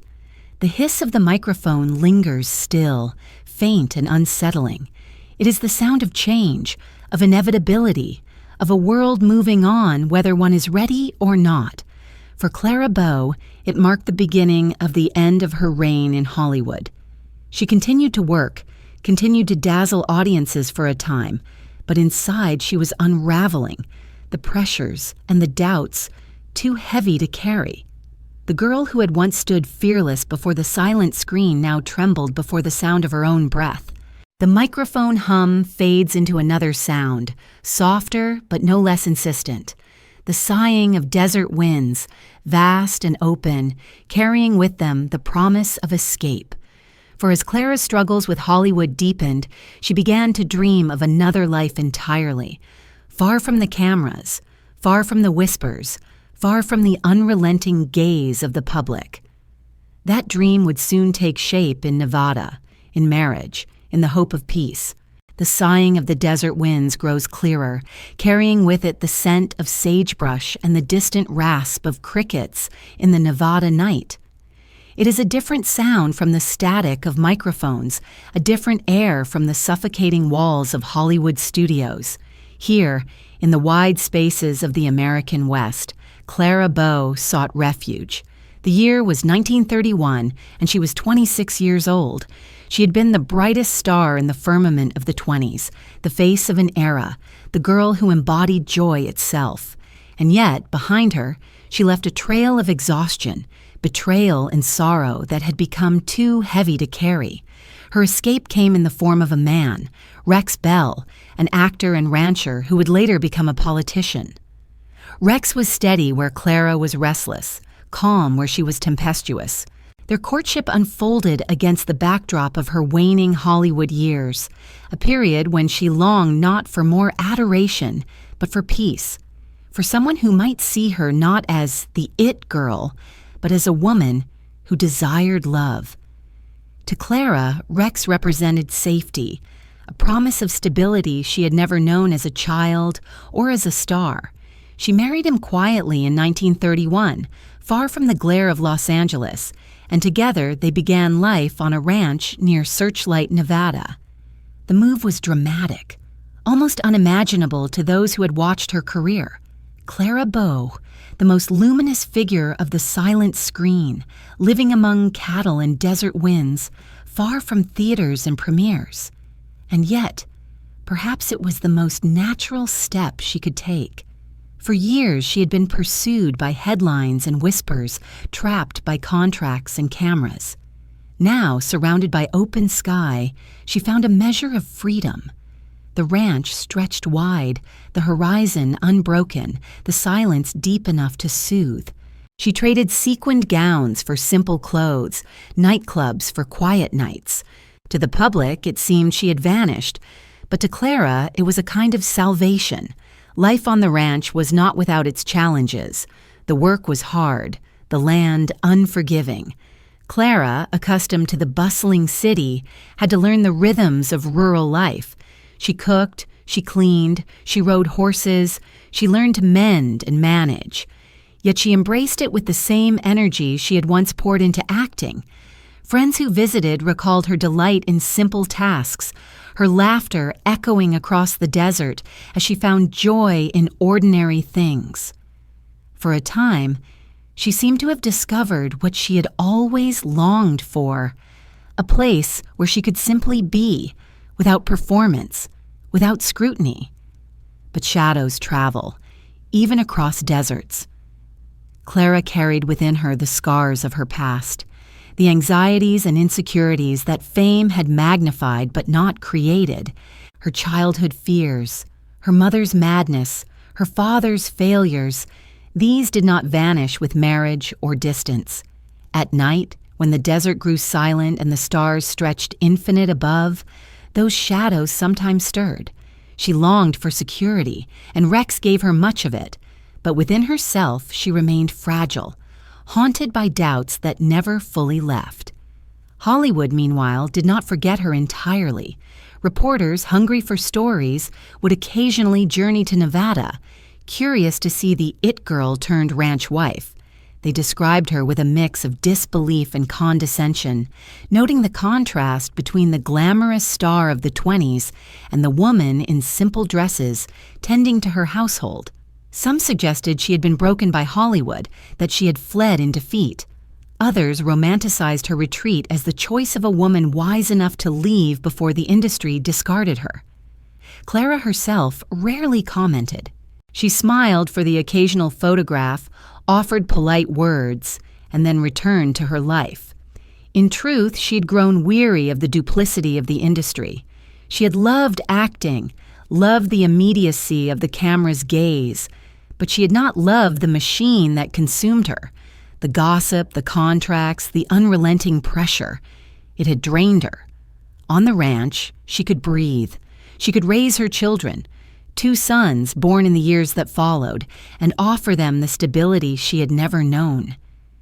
For Clara, this was perhaps the greatest triumph, not the applause of millions, but the chance to create a family, a home, a life defined not by headlines, but by love. And yet, even as she built this new life, the world remembered her as she had been. In the public imagination, she was still the it girl, frozen in the glamour of the 1920s, forever youthful, forever laughing. The real Clara, the woman in Nevada, was less visible, her struggles and her tenderness known only to those close to her. This duality, public symbol and private soul, remained her fate until the end. The desert years were not free of difficulty. Clara's mental health, fragile since youth, continued to trouble her. There were periods of deep sadness, moments of anxiety that no open sky could dispel. She fought these battles quietly, away from cameras, often with Rex at her side, sometimes alone. They were not the kind of struggles that made headlines, but they were real, and they colored her days. Still, there were also moments of joy. Her children's laughter, the satisfaction of a day's work, the peace of watching the sun sink below the horizon. These were gifts she cherished, even as she carried her burdens. Looking at Clara in these years, one is struck by the contrast between the intensity of her fame and the quiet of her retreat. Few figures have lived so vividly in the public eye only to vanish so completely. She had defined a decade, then stepped away, leaving others to wonder what had become of her. Some saw tragedy in this, the fall of a star. Others saw wisdom, the rare courage to leave before being discarded. Perhaps both were true. Perhaps Clara herself could not have said. The desert winds continue to sigh, carrying with them both peace and melancholy. For Clara Bow, the ranch was both refuge and reminder, refuge from the chaos she had escaped, reminder of the fragility that had always been within her. She had sought love and found it, sought peace and touched it, yet she could not escape herself. The laughter of her Hollywood years was gone, replaced by something quieter, something more fragile. The wind drifts now into the sound of wood creaking, the slow rocking of a chair on a porch beneath a vast sky. The chair moves back and forth, steady, unhurried, a rhythm of reflection. And it is there, on that porch, in that creaking chair, that Clara Bow faced the next chapter of her life, the long years of the Nevada ranch, where peace and shadow lived side by side. The creak of the wooden chair continues, slow and steady, rocking beneath the endless Nevada sky. The desert stretches outward in every direction, silent save for the rustle of dry grass and the distant cry of a hawk circling high above. Here, Clara Bow made her life after Hollywood. Here she sought the refuge she had so long desired. Days began with the pale light of dawn spilling across the hills, with the smell of dust and sage rising in the air. To visitors, it seemed another world entirely, far removed from the glitter of Los Angeles, as if Clara had slipped into a parallel existence where fame was nothing but a memory. She threw herself into the rhythms of the ranch. There were horses to be fed, fences to be mended, endless chores that required her hands and her strength. Clara, who had once been dressed in sequins and jewels, now wore simple clothes, her hair tied back, her hands sometimes blistered from work. And yet she embraced it. To her, the labor was real in a way Hollywood had never been. The applause of strangers could be doubted, could be turned into whispers of scandal. But a fence repaired or a meal cooked for her children was a truth no gossip could erase. Her children became the center of her world. 2 sons were born to her and Rex, and Clara poured herself into motherhood with an intensity born of her own painful past. She wanted to give them the stability she had never known, the love that had so often been denied her. She was tender with them, protective, determined that they would not carry the scars she carried. In their laughter, she found solace.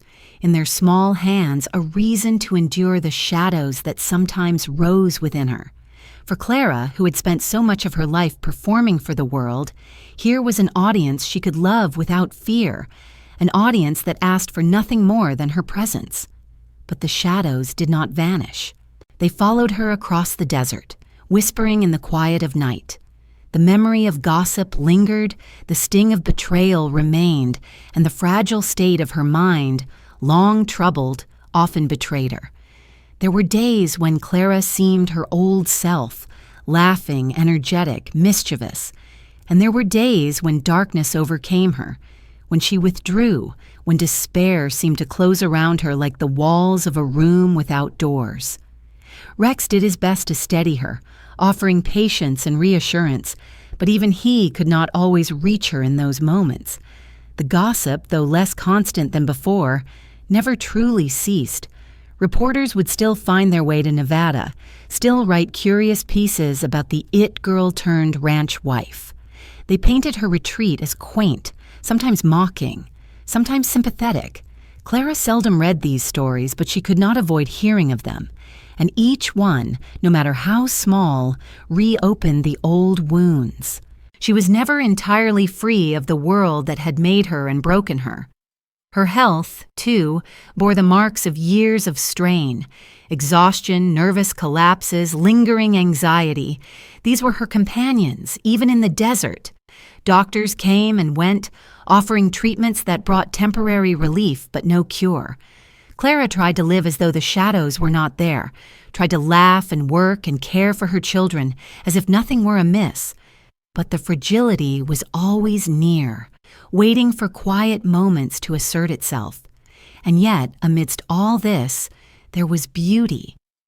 Visitors to the ranch recalled evenings when Clara would sit on the porch, the desert sky painted in shades of crimson and gold, her face calm, her eyes reflecting the vastness before her.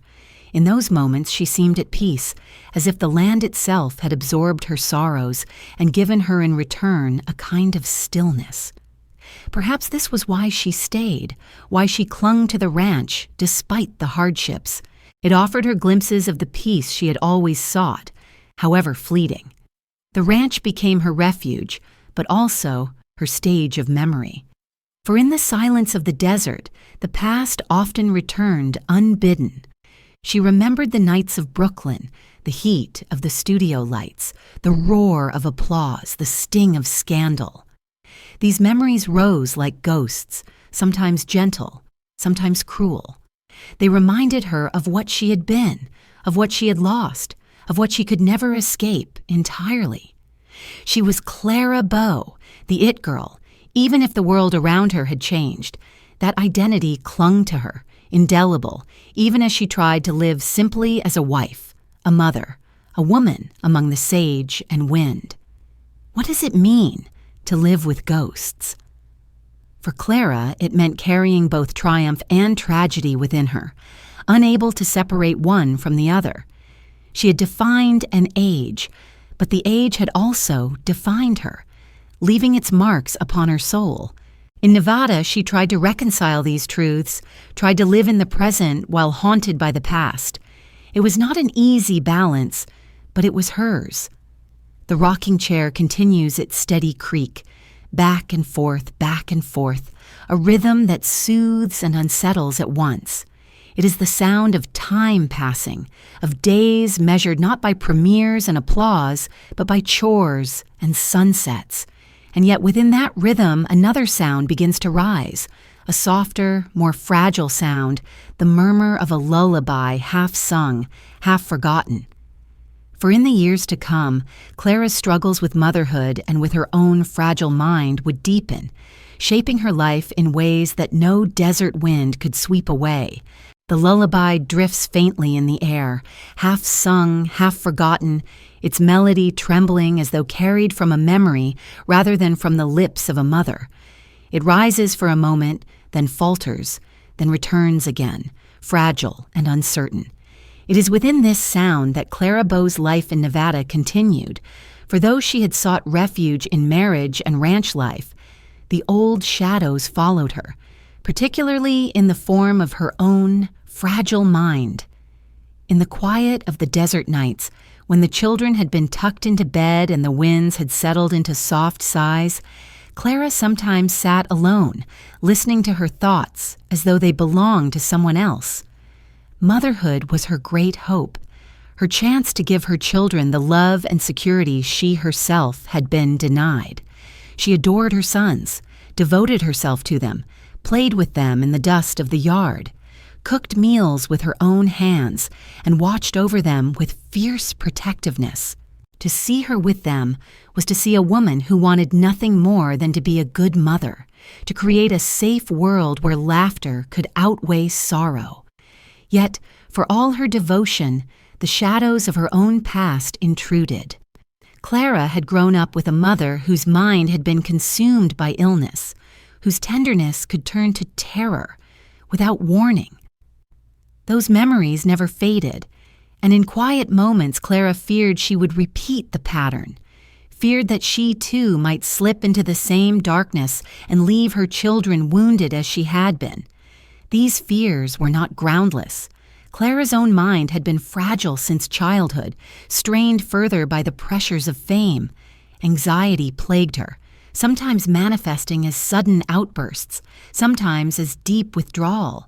There were days when she was joyous, filled with energy, the lively Clara her children adored, and there were days when she seemed lost, her eyes distant, her spirit consumed by melancholy. The contrast bewildered her family, who loved her dearly but could not always understand the depths of her suffering. Rex Bell, steadfast and loyal, tried to anchor her. He reassured her, tended to her during her darker spells, shielded her from the harsher judgments of outsiders. yet even he could not banish the specter of her illness.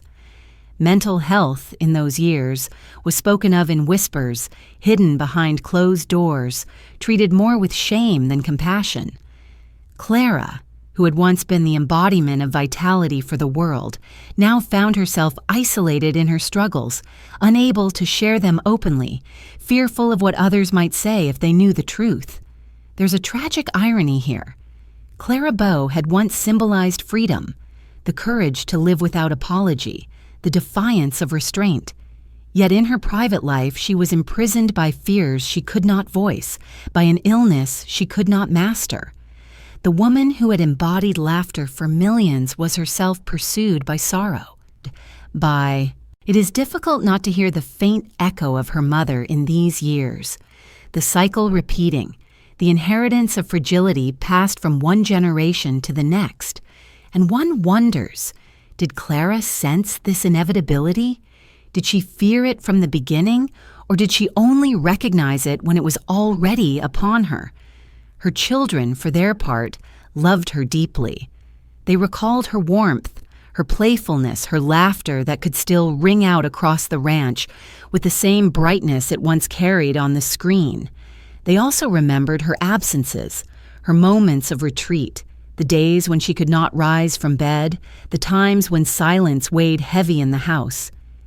To grow up with such contrasts is its own form of burden, though perhaps they understood even then that their mother's love, when present, was as fierce as the desert sun.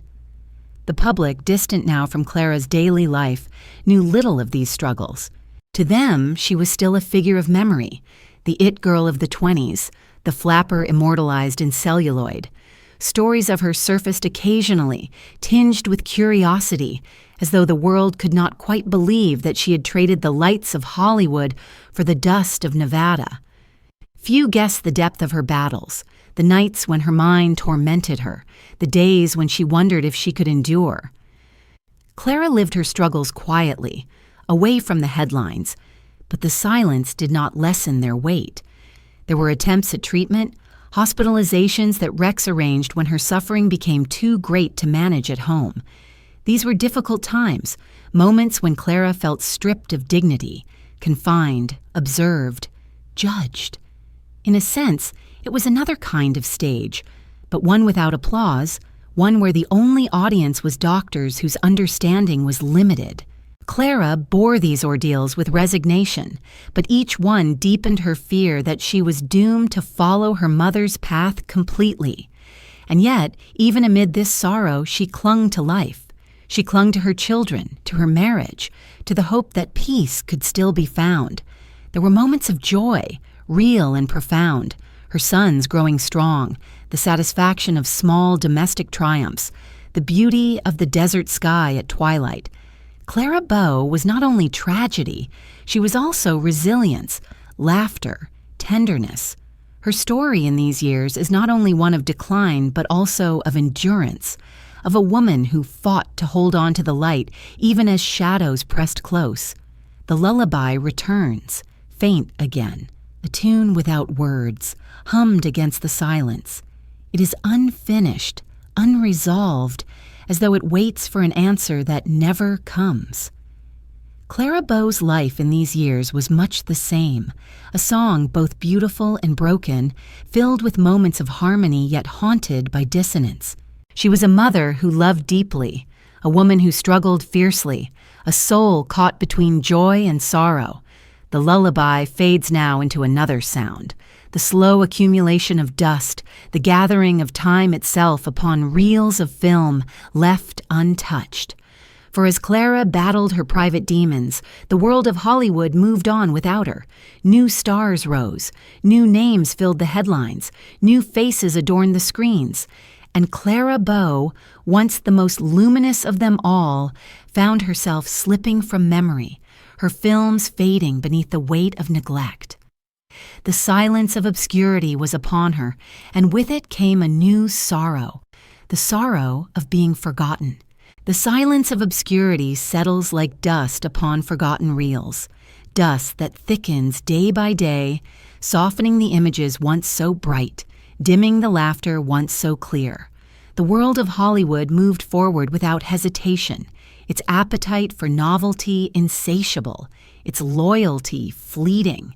New stars rose, new voices filled the theaters, new names glittered across marquees. Clara Bow, once the very symbol of a generation, was slowly slipping from the public's gaze. For a star, there is no cruelty greater than being forgotten, no sorrow sharper than seeing one's light dim while others blaze in one's place. In the years following her retreat to Nevada, Clara's films remained, but fewer people sought them. The It Girl was still spoken of in passing, still remembered by those who had adored her in the 20s, but the intensity of her fame had faded. Young audiences too young to recall her triumphs turned their attention to newer idols. The flapper era, once so vital, seemed quaint, a relic of a decade now past. Clara, frozen in memory as the embodiment of the roaring 20s, became a figure of nostalgia rather than of relevance. For Clara herself, this fading brought pain. She had once stood at the center of the world, the applause deafening, the attention overwhelming. Now she found herself in silence, her presence no longer demanded, her name no longer a guarantee of crowds. There was a part of her that welcomed the quiet, for she had longed for peace. Yet another part could not help but ache at the loss.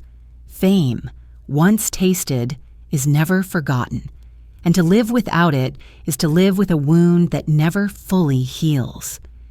The sting was sharpened by the fragility of memory itself. Films of the silent era were not preserved with care. Many of Clara's works were lost, their reels disintegrating in storage rooms or discarded as worthless when talkies took over. Scenes that had once lit the screen, moments that had defined her brilliance, vanished into nothingness. Even her greatest triumphs grew harder to see, accessible only in fragments, in faint images that flickered like ghosts. To be forgotten is one sorrow. To be erased is another. Clara faced both, and yet she remained present in the imagination of those who had known her.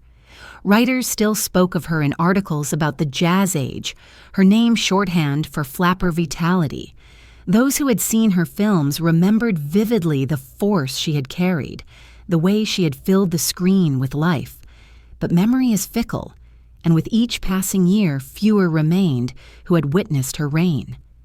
Clara's name became more myth than reality, a story told about the past rather than a presence felt in the present. In Nevada, she lived quietly, tending to her family, managing her days with a mixture of joy and sorrow. She did not seek to reclaim her fame, did not attempt comebacks or public reinventions. Perhaps she knew that her time had passed, that the world no longer had a place for the It Girl, or perhaps she simply lacked the strength to return, her spirit too wounded by the scars of gossip, too weary from the battles she had fought. Whatever the reason, Clara chose silence, and the world obliged by forgetting. But forgetting is never complete. From time to time, her name surfaced again in magazines, usually in tones of curiosity or nostalgia. "Whatever happened to Clara Bow?" they asked, as though her life were nothing more than a vanished performance, as though she herself had ceased to exist when she left the screen. These pieces often stung her, for they reminded her of the distance between the woman she had been and the woman she was. She was still alive, still living, still loving her children, still enduring her struggles. Yet to the public, she was already a figure of the past, embalmed in memory. How does one live with such erasure? For Clara, the answer lay in quiet endurance. She found meaning in her family, in her children, in the rhythms of ranch life. She found solace in the desert's vastness, in the sunsets that painted the sky with colors no audience could applaud. And yet the ache remained. She had once given herself wholly to the world, and the world had taken all it could and then turned away.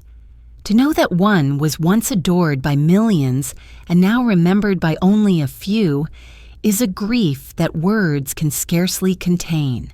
Perhaps the tragedy lies not only in her being forgotten, but in the fact that Clara herself began to believe in her fading. She doubted her worth, doubted her place in history, doubted that she had ever truly mattered. She did not see herself as a legend. She saw herself as a woman who had once been loved and was now discarded. It is here that the sorrow deepens, for the truth is that Clara Bow did matter, more than she ever knew. She shaped an era. She gave joy to millions. She embodied freedom for a generation. But she herself could not feel it, could not believe it, as the silence of obscurity grew around her. The dust gathers thicker upon the reels. The silence grows deeper in the theaters where her face no longer appears. Yet within this silence, there is the faint scratch of a pen, the slow, deliberate sound of writing.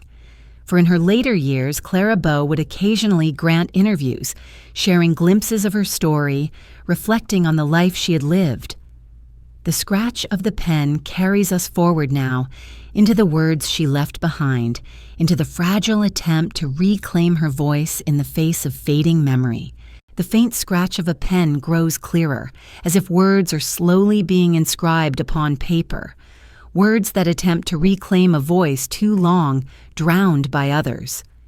In her later years, Clara Bow seldom spoke publicly, but when she did, her reflections carried the tone of a woman who had lived through triumph and tragedy, who had once been the center of the world and was now a figure on its margins. The interviews she gave were rare, and when they appeared, they were greeted with curiosity, as though the world leaned forward to hear the echo of a voice it had almost forgotten. She spoke softly with a mixture of candor and resignation. She admitted that she had never understood the fascination with her, never grasped why the public had adored her so fervently. To her, it had all seemed bewildering, overwhelming, and cruel. She confessed her exhaustion, her disillusionment with the industry, her longing for peace. When asked about her days in Hollywood, she did not paint them in golden hues. Instead, she spoke of the relentless pace, the endless gossip, the loneliness behind the lights. Her words were not bitter, but they were touched with sorrow, the sorrow of someone who had given much and received in return both adoration and wounds. In these interviews, she sometimes described herself as a misfit, a girl who never truly belonged to the world that claimed her. She said that she had been too open, too honest, too unrefined for Hollywood's polished facade. She laughed at her own reputation as a scandal, noting that much of what had been said about her was exaggeration or fabrication. Yet behind the laughter lay the memory of how deeply those stories had hurt her, how they had carved into her spirit. There was, in her words, a striking humility. Clara never saw herself as a legend. She insisted she had simply been herself, nothing more. She had acted as she felt, laughed when she was moved to laugh, cried when she could not help it. She had not studied, had not trained, had not tried to become an icon. She had simply lived before the camera, and somehow that had become magic. But Clara herself could not see it as magic. She saw it as chance, as accident, as something that had happened to her, rather than something she had created. Perhaps this humility was genuine, or perhaps it was shaped by years of doubt, by the erosion of confidence that comes when one has been told too often that one is not enough. Readers of these interviews were often struck by her honesty. In a world where many former stars clung to illusions, Clara did not. She did not pretend to have been happy in Hollywood, nor did she pretend to long for a return. She spoke instead of her family, of her life in Nevada, of her desire for quiet. There was no glamour in her words, no polish. There was only a woman speaking plainly, looking back on a life that seemed at once unreal and unbearably vivid. And yet within her tone of resignation, there were flashes of pride. She knew she had defined an era, even if she could not quite believe in the grandeur others saw in her. She remembered the joy of her audiences, the connection she had felt with them, the strange and powerful bond that had existed between her and the crowd. She admitted that she had loved her work, at least in the beginning, before it had consumed her. She acknowledged, too, that she had been lucky, lifted from poverty into a world she had never dreamed possible. These moments of pride were fleeting, but they revealed that beneath the sorrow, Clara still carried the memory of joy. What lingers most in her later reflections is the sense of distance, as though she were speaking not of her own life, but of someone else's. She often referred to her Hollywood years as though they belonged to another person, another Clara who no longer existed. Perhaps this was her way of coping, of separating herself from the pain of the past. Or perhaps it was simply the truth, that the it girl of the 20s and the woman on the Nevada ranch were indeed two different beings, connected by memory but divided by experience. For those who read her words, the effect was poignant. The myth of Clara Bow, the eternal flapper, was still alive in the public imagination. But the woman who spoke in these interviews was no myth. She was weary, humble, fragile, and human. She revealed the distance between the legend and the reality, between the star who had defined an age and the woman who had lived in its shadow. And in doing so, she reminded the world that behind every myth lies a person, with sorrows and doubts as real as any other. The pen continues its faint scratching, line after line written, but the ink does not last forever. Clara's reflections, rare as they were, soon faded from view, swallowed again by silence. For even as she spoke, even as she offered glimpses of her truth, the world was more interested in newer stars, newer scandals, newer stories. The it girl had had her time, and the world had moved on. Clara's words remained for those who sought them, but they did not restore her to the place she had once held. The scratching fades now into another sound, the steady clap of hands, but not for Clara. It is the applause of a crowd gathered not in a theater, but in a political hall, cheering for Rex Bell, her husband, as he began to build his own career beyond the ranch. The cheers rise, echoing against walls not of Hollywood, but of Nevada politics. And as they grow louder, Clara herself grows quieter, retreating further into the shadows, the wife of a public man rather than the star she had once been. The applause rises, echoing in halls lined not with velvet curtains, but with flags, banners, and the rustle of paper programs. It is not the applause of Hollywood premieres, not the roar that once accompanied Clara Bow's name across crowded theaters, but the cheers of Nevada voters gathered to support Rex Bell, her husband. Clara sat quietly on the edge of this new stage, no longer its center, her presence noted but not demanded. Her role shifted from star to wife of a man whose ambitions now drew the spotlight. It was a transition that suited her in some ways, for she no longer craved the glare of attention, yet it also deepened her sense of distance from the self she had once been. Rex Bell entered politics with the same steadiness that had drawn Clara to him years before. He was a rancher, a man of the land, his image wholesome, his reputation solid. To voters, he represented stability, a figure who could be trusted to stand firm where others wavered. Clara, once the it girl of Hollywood, became a symbol in a different sense, the devoted wife, the woman who had left behind fame to build a home and a family. Reporters sometimes marveled at the contrast, writing of the flapper-turned-ranch matron, the screen goddess turned political spouse.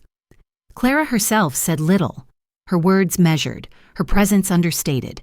She attended campaign events when required, smiling for photographs, shaking hands, appearing beside Rex as he addressed crowds. Yet she did so with reluctance, preferring the quiet of the ranch to the noise of politics. In public, she seemed subdued, her once bright laughter now faint, her energy reserved. She supported Rex, but she did not relish the role. Politics demanded a kind of performance of its own, and Clara, weary of performances, offered only what was necessary. She was not the Clara of the screen, nor the Clara of scandal. She was simply a woman standing beside her husband, a figure both admired and pitied by those who remembered her past. The contrast between her former fame and her present obscurity could not have been sharper.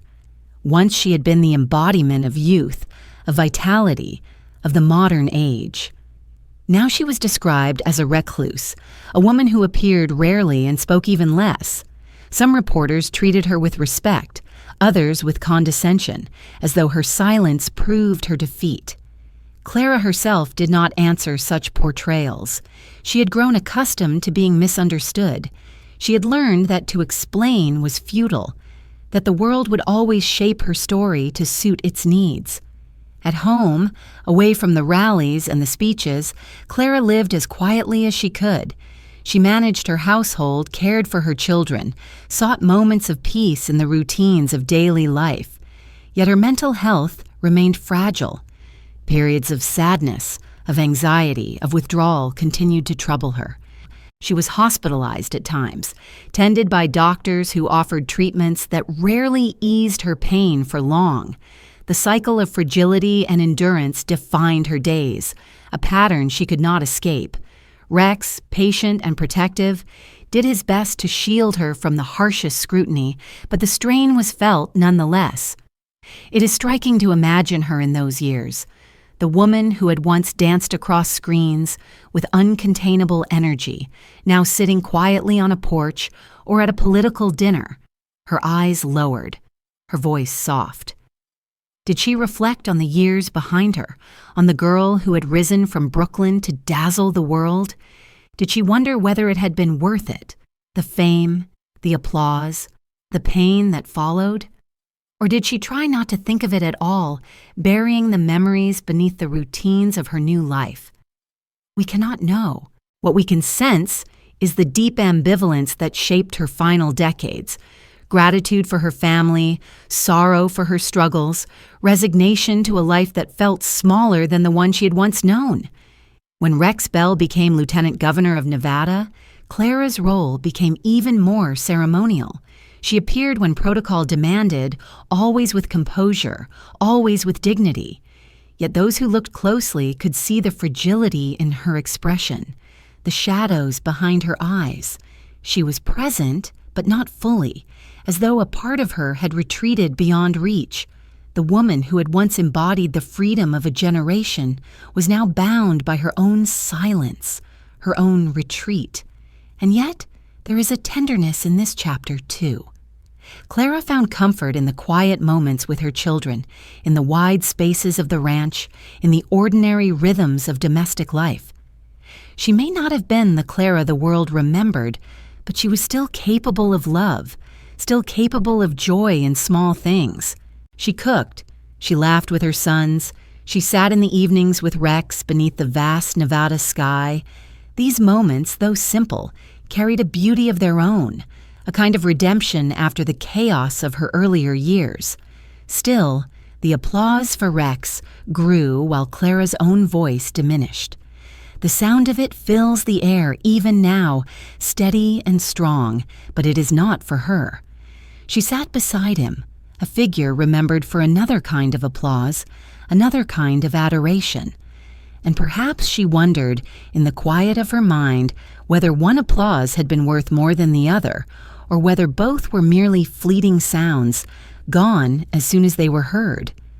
The clapping fades now into a different sound, darker and more confined, the heavy clank of a hospital door closing.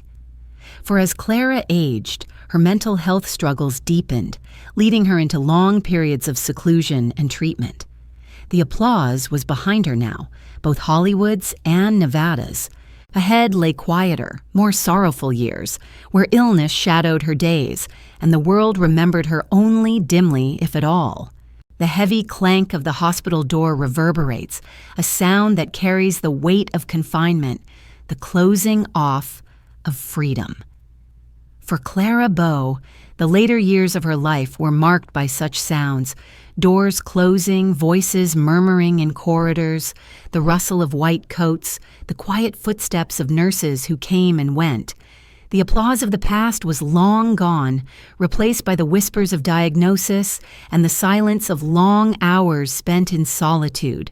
Her battles with mental illness, present since youth, deepened as she aged, until they became the defining rhythm of her final decades. There were times when she lived quietly at home, surrounded by family, attempting to maintain a life of ordinary domesticity. She cooked, she gardened, she tended to her sons as they grew into men.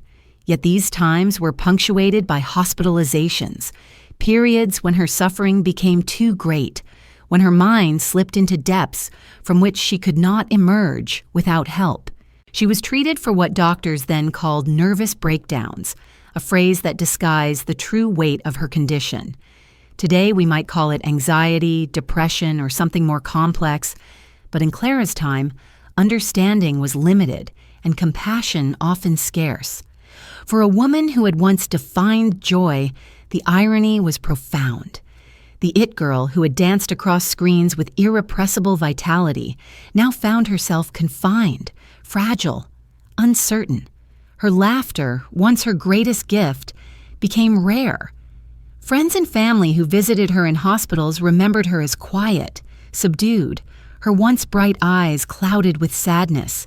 Yet even then, there were glimpses of the Clara they remembered, the quick wit that flickered for a moment, the sudden smile that recalled the girl she had been. These flashes of light made the darkness all the more poignant, reminders of what had been lost and what still lingered. The gossip press, though less attentive than in her Hollywood years, occasionally surfaced her struggles. Articles hinted at her hospitalizations, at her fragility, often in tones of pity or prurience. Clara, who had once been hounded by scandal, now became a figure of tragic curiosity. Her decline presented as confirmation of the fleeting nature of fame. To the world, she was no longer the embodiment of freedom, but the cautionary tale of a star who had burned too brightly. Such portrayals wounded her, even if she did not speak of them. For though she had withdrawn from the public eye, she remained painfully aware of how the world perceived her. At home, Rex Bell continued to support her, balancing his political career with his devotion to his wife. He shielded her as best he could, ensuring that her private struggles remained as private as possible. Yet the strain was undeniable. Clara's illness cast a shadow over the household, shaping the lives of her children as well as her own. They loved her deeply, but they also witnessed her fragility, her sudden absences, her moments of despair. In later years, they would speak of her with tenderness, remembering both her warmth and her suffering. There is a haunting symmetry in Clara's later life, echoing her mother's.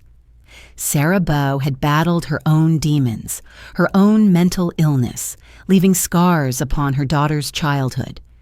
Now Clara faced similar battles, repeating in her own way the cycle of fragility that had defined her family. She had feared this outcome all her life, feared that she would become her mother, feared that she would fail her children as her mother had failed her. And though she fought bravely, though she gave her sons love and care, she could not entirely escape the shadow of that inheritance. Still, Clara endured. She endured the long hospital stays, the treatments that offered only temporary relief. She endured the loneliness of being remembered not as she was, but as she had been. She endured the silence of obscurity, the erasure of her films, the fading of her name. And in endurance, there was a kind of dignity. She had lived through the extremes of fame and scandal, triumph and collapse, and she continued to live, quietly, bravely, in the face of illness. Visitors to the ranch in her later years sometimes described seeing her sitting alone, gazing out across the desert, her rocking chair creaking softly, her face marked by both sorrow and serenity. The desert, vast and silent, mirrored her own life, a place of beauty and loneliness, peace and desolation. She had once embodied the restless energy of the city, the bright noise of the jazz age, but now she belonged to the silence of wide horizons. Perhaps in that silence, she found moments of the peace she had always sought. What does it mean, then, to witness the decline of a star? Is it tragedy, or is it simply the truth that all light fades in time? Clara Bow's later years remind us that fame is fleeting, but humanity endures.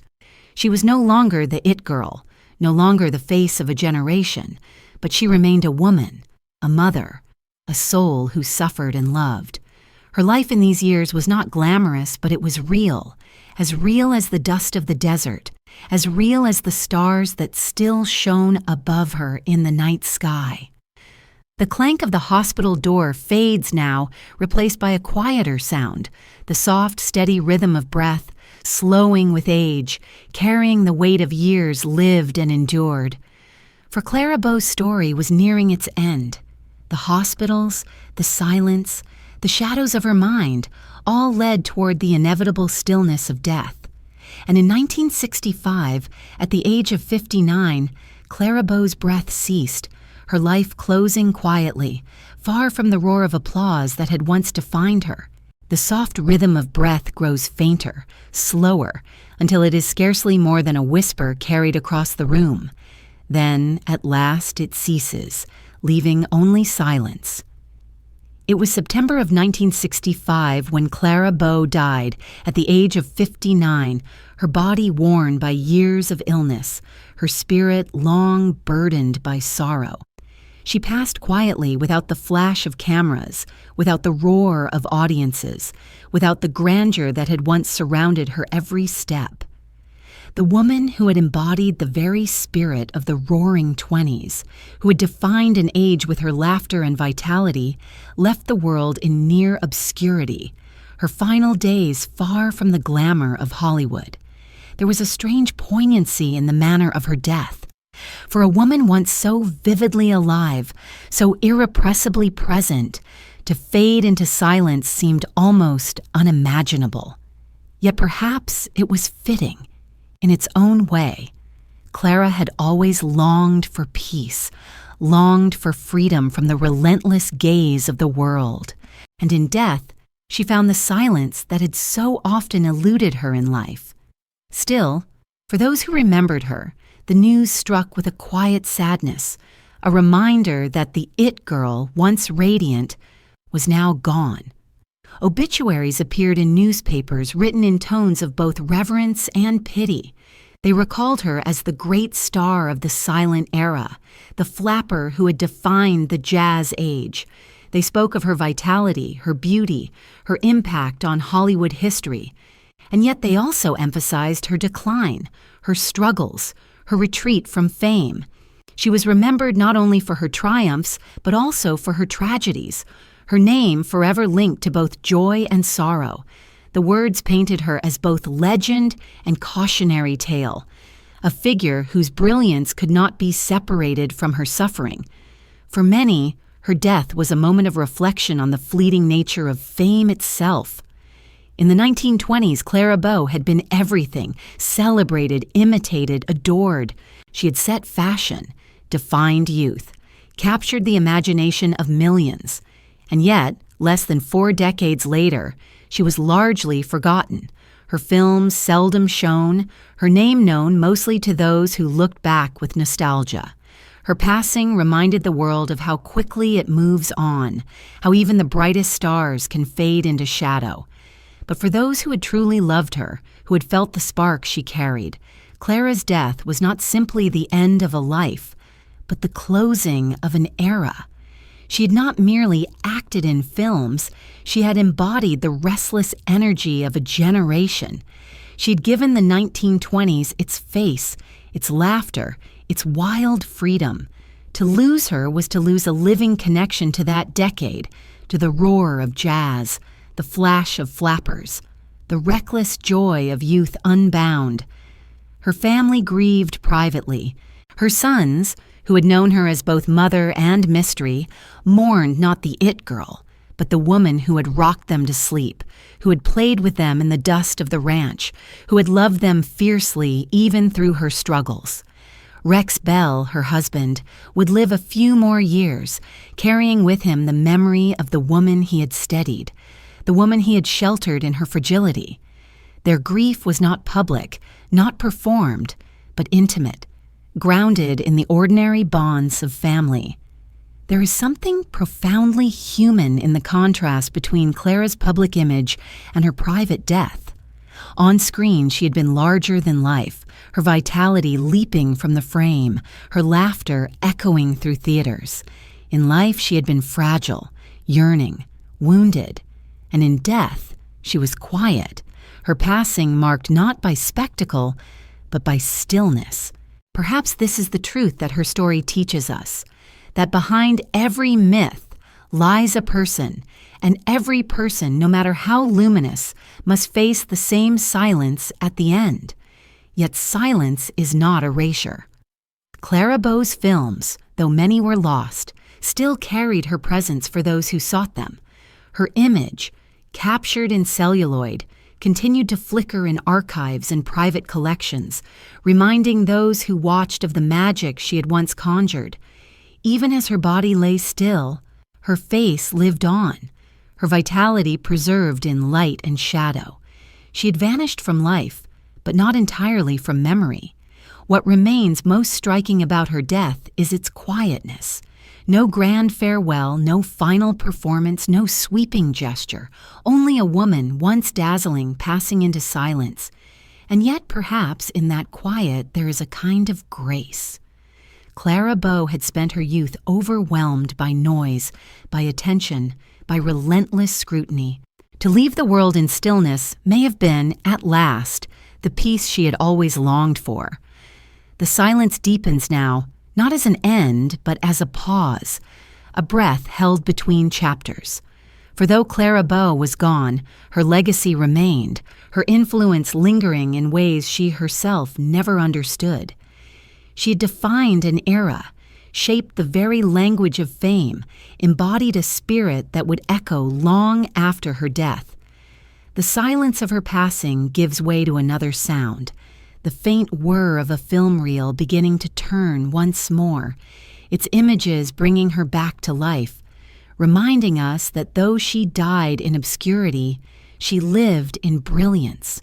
The faint whir of the film reel grows steady, the flicker of light spilling once more across a screen, and there she is, Clara Bow, laughing, alive, her eyes wide with mischief, her movements as uncontainable as the decade she defined. Though her body lies still in the earth, though her voice is silent forever, the reel insists on her vitality, returning her to us in fragments of shadow and light. It is here, in these moving images, that her legacy resides. She was and remains the It Girl, a phrase that began as publicity and became history, inseparable from her name. What is legacy, if not memory preserved in hearts and minds? Clara's legacy lies not only in the films that survive, though they are precious, but in the idea she embodied. She was the face of the jazz age, the spirit of freedom, the emblem of youth unbound by restraint. To watch her was to feel, if only for a moment, the pulse of a decade that believed in living loudly, recklessly, joyfully. Her laughter was the laughter of the 20s itself, bright and unafraid, defiant of the shadows that hovered just beyond the lights. Yet her legacy is also shadowed, for Clara Bow's life was not only joy, but also sorrow. To remember her fully is to hold both truths together, the brilliance of her rise and the tragedy of her decline. She was adored and wounded, celebrated and condemned, exalted and betrayed. She gave herself openly, and the world took eagerly, sometimes cruelly. Her story is not the story of triumph alone, but of the costs that accompany fame, the fragility of those who bear its weight.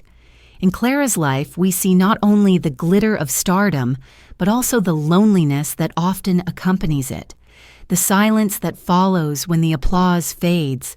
Perhaps this is why her memory endures with such poignancy. Clara Bow was not a distant goddess, untouchable and perfect. She was human, vulnerable, filled with doubts, and yet she shone with a vitality that drew millions. In her, audiences recognized themselves, not their polished selves, but their true selves, messy, joyful, yearning. She gave permission to feel, to laugh too loudly, to live too freely, to embrace desire without apology. And even when the world punished her for it, that gift remained, etched into the celluloid that carries her still. Her influence lingers in ways she herself never recognized.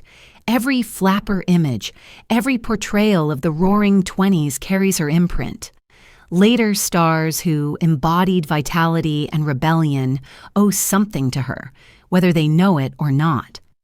She was the prototype of the modern star, the first to be defined not only by talent, but by persona, by the myth that grew around her. In this, she shaped Hollywood itself, for better and for worse. She showed the power of authenticity, but she also revealed the cruelty of an industry that devours those who shine too brightly. Clara Bow never thought of herself as a legend. She doubted her worth, doubted her talent, doubted even the reality of her fame. She could not see herself as history would later see her. And perhaps that is fitting, for her gift was never calculation, never self-conscious performance. It was instinct, immediacy, presence. She lived in the moment, and it was that very immediacy that made her unforgettable. To her, it was simply being herself. To the world, it was everything. And so we are left with questions that linger like smoke in the air. What remains of our stars when the reels stop turning? Are they preserved in memory, or do they dissolve into dust like the films that once carried them? Is legacy a gift, or is it another form of captivity, binding a person forever to an image they can never escape? Clara Bow cannot answer these questions. She left no grand declarations, no manifestos. She left only her laughter, her vitality, her sorrow, her silence. It is we who must decide what to make of it. To watch her now is to see both the light and the shadow, both the joy and the fragility. It is to be reminded that behind every star is a human being, behind every myth, a wounded soul.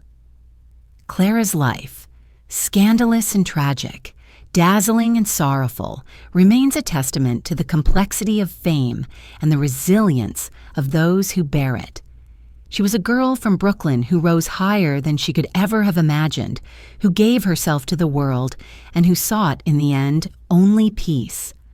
The reel slows, the flicker of images fading into stillness. The light upon the screen dims, leaving only the afterglow in our eyes, the echo of laughter in our ears. Outside, the night is quiet, the world continuing on as it always does, indifferent and yet touched by memory. Clara Bow is gone, but she remains, not only in film archives and history books, but in the spirit of freedom she embodied, in the question she leaves us with. What does it mean to shine, and what does it cost? The silence deepens, not heavy but contemplative, as though inviting us to carry her story with us, to remember the laughter and the sorrow, the triumph and the fall.